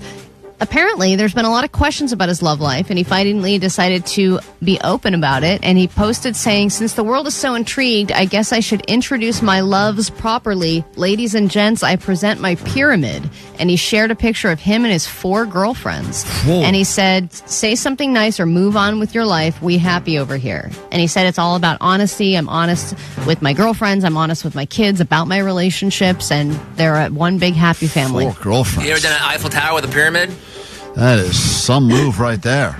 And now I care about Neo all of a sudden. I know, right? Downloading his music. Now you're like, oh my God. And I mean, who deserves a show more than somebody like that who has 4 girlfriends? I mean, Hugh had the show where he had 3 girlfriends, but 4? Imagine that you are not really, I'm not saying Neo's not relevant now, but I don't know how long it's been since there's been new Neo. This is Neo. Right. I've never heard, the only Neo I know is from The Matrix. Oh, man, Jake. Well, that's a guy. And that's why he has 0 does not girlfriends. have 4 girlfriends right there. All right, we get into a brand new hour of the show right now. And what you should be doing is calling us. 800-520-1067. 4 Disneyland tickets will be yours after this on KROQ.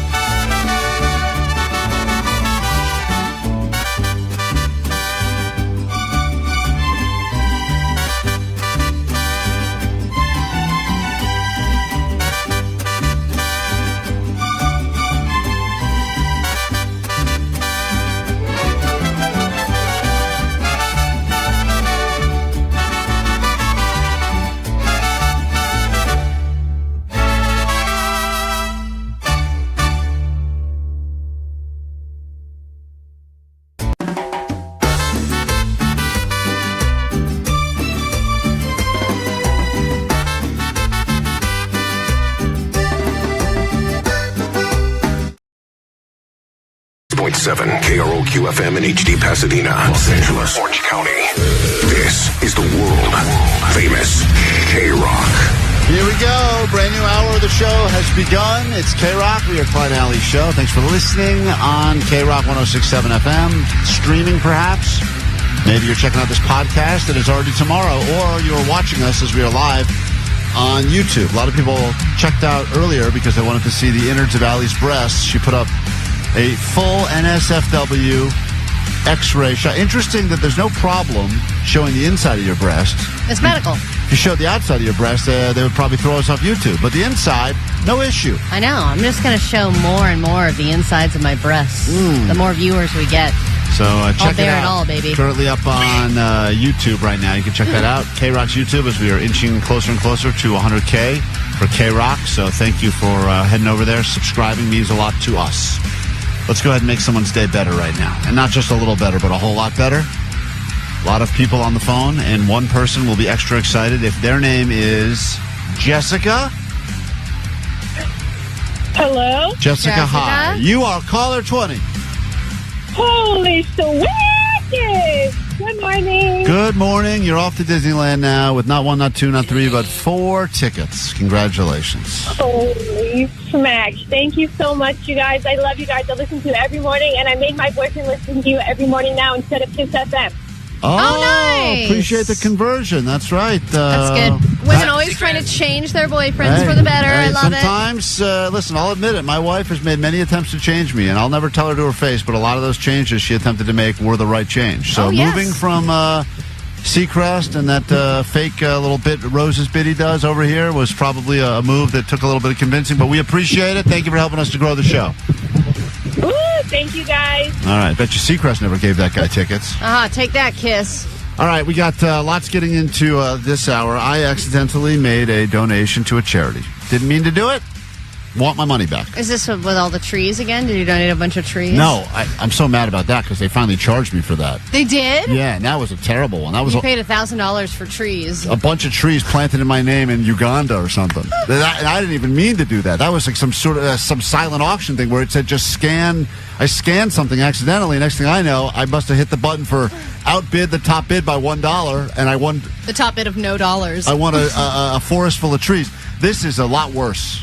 This one is perhaps my most embarrassing accidental donation ever. And you're going to think I'm a dick for asking for the money back, but I'll tell you about it next. It kills me not to know this, but I've all but just forgotten.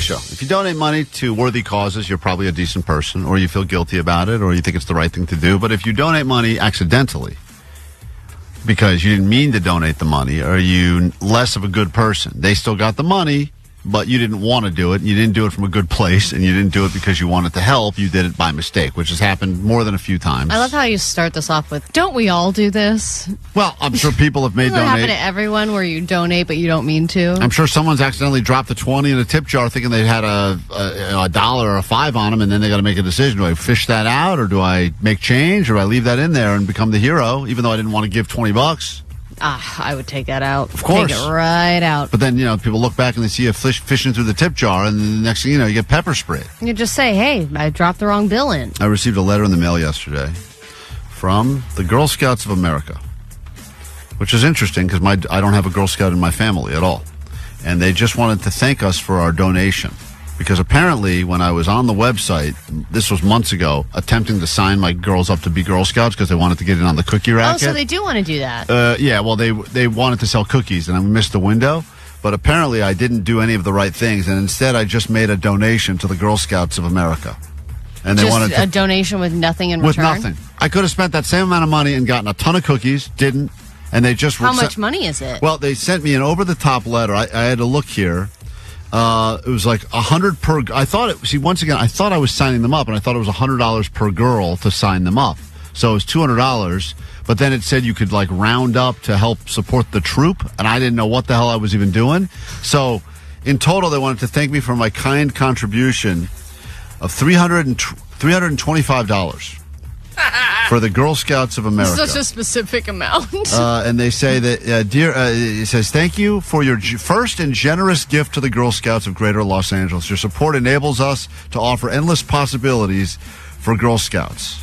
And I go, but... Endless possibilities. We'll just be general here. Yeah, but once again, You didn't do that. I didn't mean to do that. I thought I was signing up my kids to be Girl Scouts. I know you could have bought $325 worth of cookies. I know. Tell me about it. First thing I thought when I opened the stupid letter. Right. And now you've just given money with nothing in return. Because of you, we will remain steadfast in our mission to provide care, connection, and a sense of belonging to the Girl Scouts and all that. So thank you for your support. Somehow I've now supported the Girl Scouts. So now what are you going to do? Are you going to respond and say... I'm going to respond to Teresa, who sent me this letter, the chief executive officer, and ask for the money back. just to Teresa directly? Yeah, that's the name I have on the envelope. Say apologies. I know you thought I was being super generous here, but I did just buy a couple $100 worth of cookies. Yeah, but so you didn't have any red flags when you received like no confirmation of your girls' enrollment? It's funny. They asked me, and my wife asked me, and I said, I don't know. I think they just show up with a sash or something. I don't know how it works, and nothing. And then I get this letter in the mail, and I say, oh, this must be their acceptance letter. And instead, it was just a thank you for your donation. So you have to respond and go about those endless possibilities. Yeah, there's an end to those possibilities. I'm going to take some of those away. And it was actually when I sent the letter. So I got that I have to deal with now. Oh, my God. Are you going to still try and sign them up, or now are you too embarrassed? I think at this point I'm just going to part ways. Because their donation? Donate again? I'm afraid that if I do anything to try to change this, I'll just end up donating more accidentally. Someone said that they made someone forced I made a $200 donation for anti-human trafficking, and I didn't even know it. What? And what do you mean?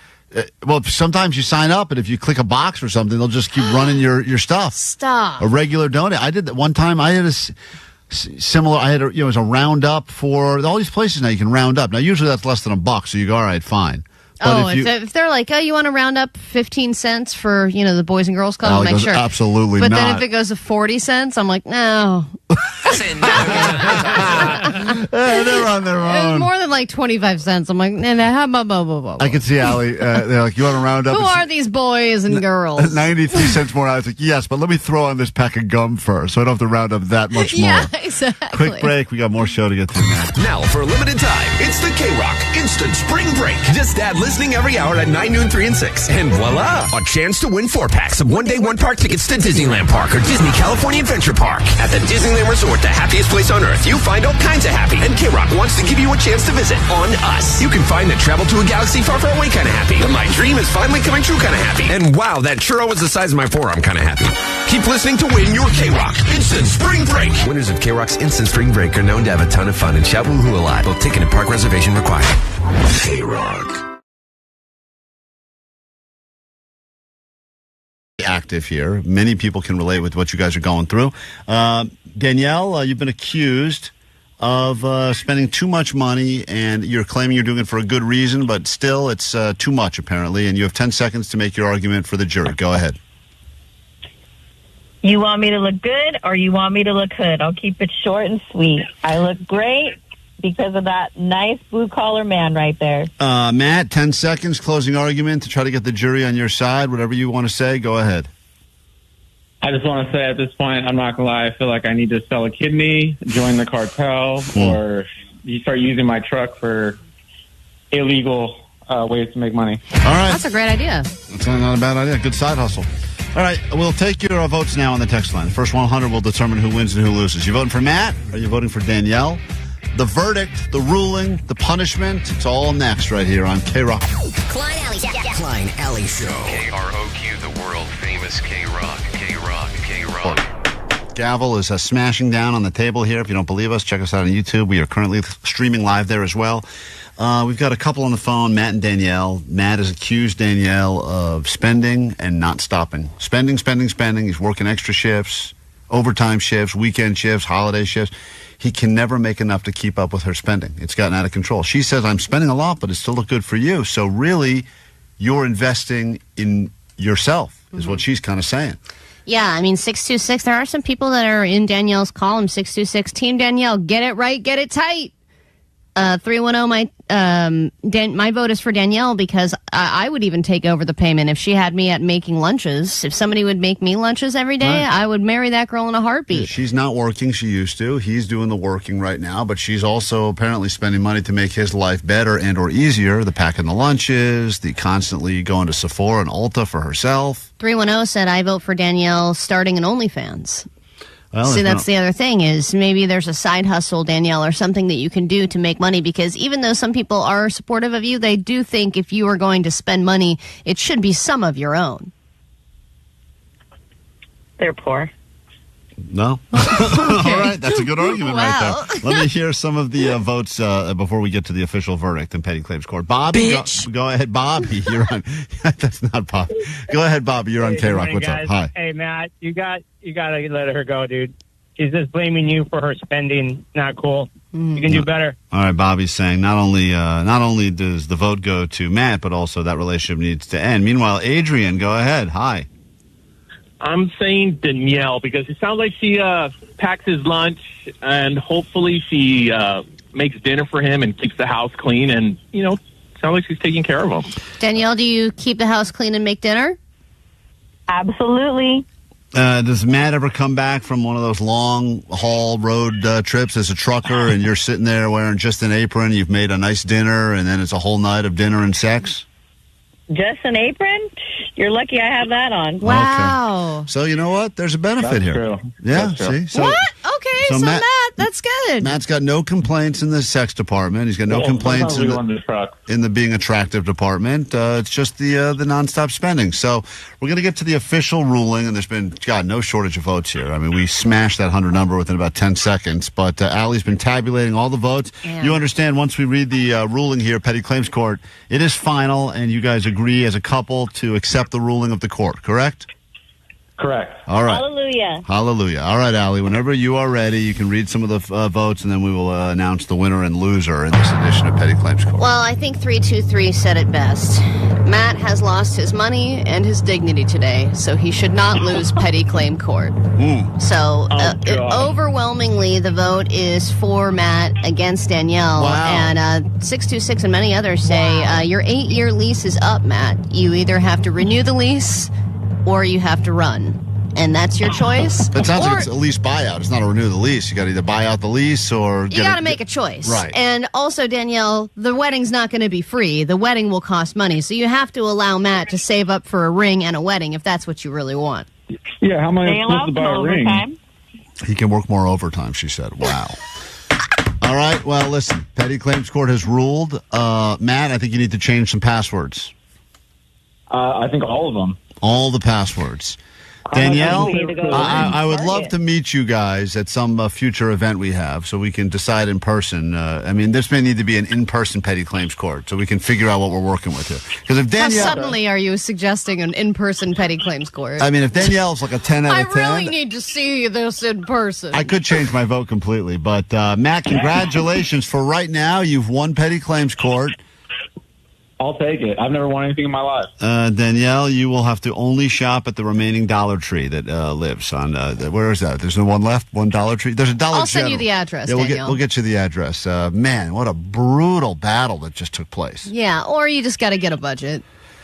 Yeah, that's not fun though, because that involves like spreadsheets and math and everything like that. Yeah, it's the worst. Well, there you have it. If you would like to be involved or featured in a future petty claims court on KROQ, any issue you're dealing with, could be a big one like that or a small one. That was almost borderline not petty. That Someone almost got said, real. how do I still believe that Danielle won at the end of this? Somehow won. I think she'll still be okay. She's celebrating at Sephora.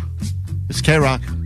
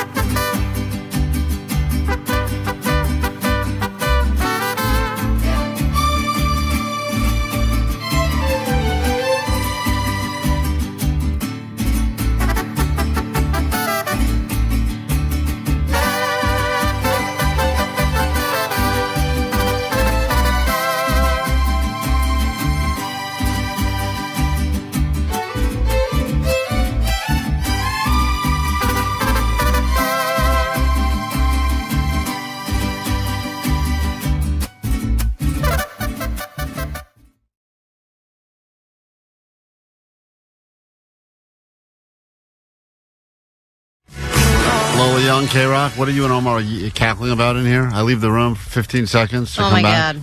You guys are having a good old time. Mm-hmm. Well, this has actually been something that's been in the works for, I think, a week or two now, and it was worth the wait. Omar, do you want to do the honors? Because I heard this on an episode of a true crime show that I was watching, and I thought, this has some sound bites in it that I know Omar, the audio sniper, could do a lot with. And, man, you delivered. Thank you.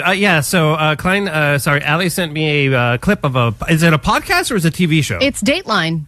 Oh, it's a Dateline. Dateline NBC. So there's this audio, and Klein is the guy who, in the show, is He's a person of interest at first, yes. At a murder, right, in a murder case. And the audio, I felt like I could insert our own Klein into it and create a scene. Yeah, great. And, just play it. All right, blah, I think blah. it came out pretty That's good. fine. Just Klein, play it. Before you That's get fine. upset, he didn't end up being the killer. He just ended up being a pervert. That's right. Great. That's true. But he had almost exactly your name. Win for me. I feel great. Thank you. I remember when you played the clip of this at the beginning. His name was Calvin His Klein? name was Kegan. Kegan Klein. Kegan Klein. Sounds cool. All right, great. Get ready for world premiere now. This is just some of Omar and his audio sniping at its finest. And apparently, according to Allie's reaction, I saw, boy, it's good.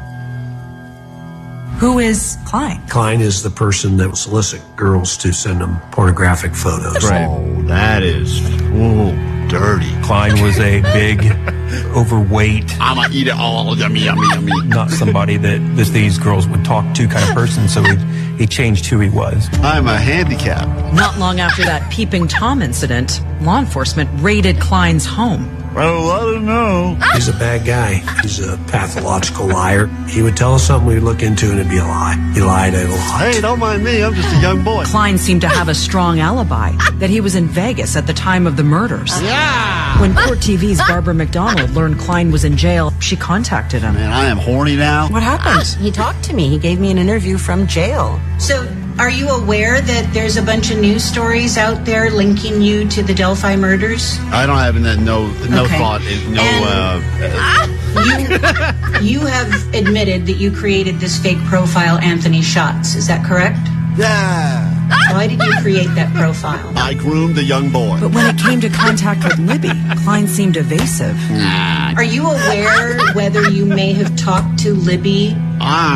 Where were you on February 13th, 2017? I like to smell parts of my girlfriend. Did you have anything to do with the murders of Abby or Libby? Me, such a bad boy. And in the end, investigators couldn't prove he killed Abby and Libby. We conducted a thorough investigation and ruled him out. Another dead end. Another dead end. I'm boned up. I am boned up. Klein would eventually plead guilty to 25 charges. He was sentenced to 40 years in prison. Are you ready for the rear end? Okay, thank you. Great. What a wonderful tribute. Thank you, Omar. You're welcome. That was everything I could have imagined and more. Star of Dateline. I That's love great. the question answer section. Can people with my name stop committing terrible crimes and giving 25 crimes. 25 crimes? 40 years in prison. It's good to know that if I ever do get accused of doing any crimes, I'm just going to mumble instead of answer. All right, well played. That'll be I'm a young boy. instant hit. Shout out Omar, the audio sniper. OMG, this is everything. Wow. Hashtag Dateline NBC. Praise pouring through all over the text line for the great Omar Khan. I'm going to go rethink my alibi. And also, Vegas does sound fun right about now. Yeah. KROQ.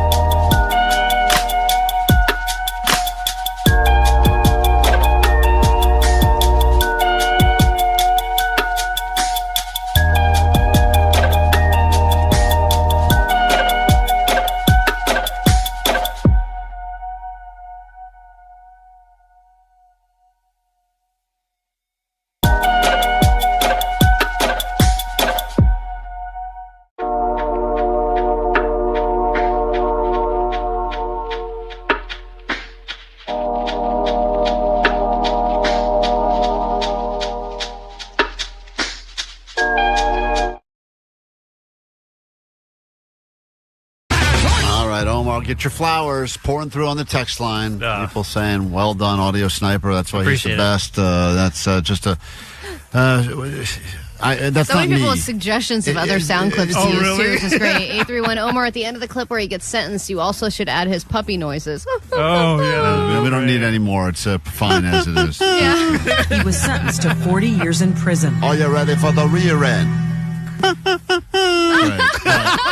don't need to add more sounds to it. It's fine. 714, oh my God, I fell off my chair. 949, I can't stop laughing. Kudos to Omar. Take notes, Jake. Let's not forget early nomination for Song of the Year. Not a song. and let's not forget for a moment, before we give all this glory to Omar, who's the guy that said all the dumb things during the story over the many years. Me. Yeah, you're trying to now take credit for this? That's right. I didn't realize the audience would like it so much. But who is an idiot? Right. First, me. That's who. And who is a pervert? The other Klein. Yeah, let's not get confused here. I know there's new listeners don't understand that was a lot of clever editing, and they think that that's a real story. Oh, Klein was on Shark Tank and on Dateline? Wow.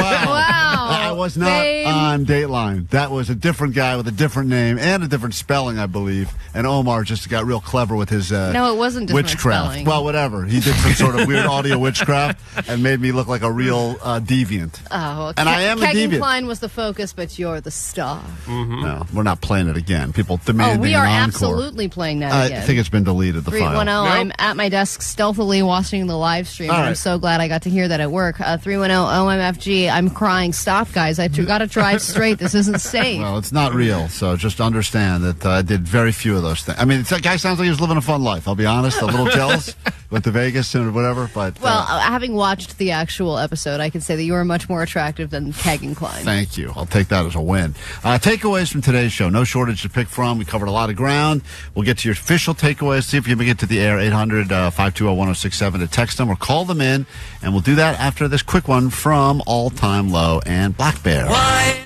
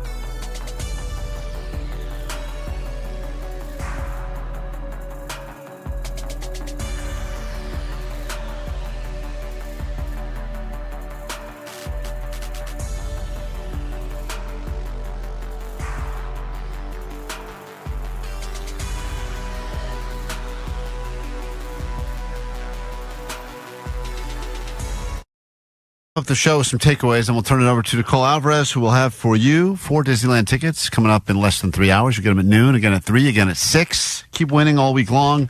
Enjoy some Disney. You deserve it. All right? Takeaways from today's show start now. What do we got? 818, my takeaway is the live-action Snow White dwarves are just full-size humans with shoes on their knees. Yeah, they really cut the budget on that part, but whatever. I'm sure people will still go see the movie anyway. That's true. 310, my takeaway is Allie has beautifully shaped tetas. Yeah, Allie showed a full breast today on the show. If you didn't check out any of our YouTube, you can check us out there, KROQ's YouTube, before they ban us from YouTube for not being family-friendly. But Allie did show full under epidermis even. Mm-hmm, yeah, the inside of the booby. Yeah. 818, my takeaway is the Girl Scouts are way into heavy metals. They love the heavy metals. 213, my takeaway is go anals. Yeah, that hat. Good luck trying to get one of those Anaheim or Los Angeles anals hats. They've already been pulled from shelves. But if you can find one on eBay, apparently they're selling for $9.50.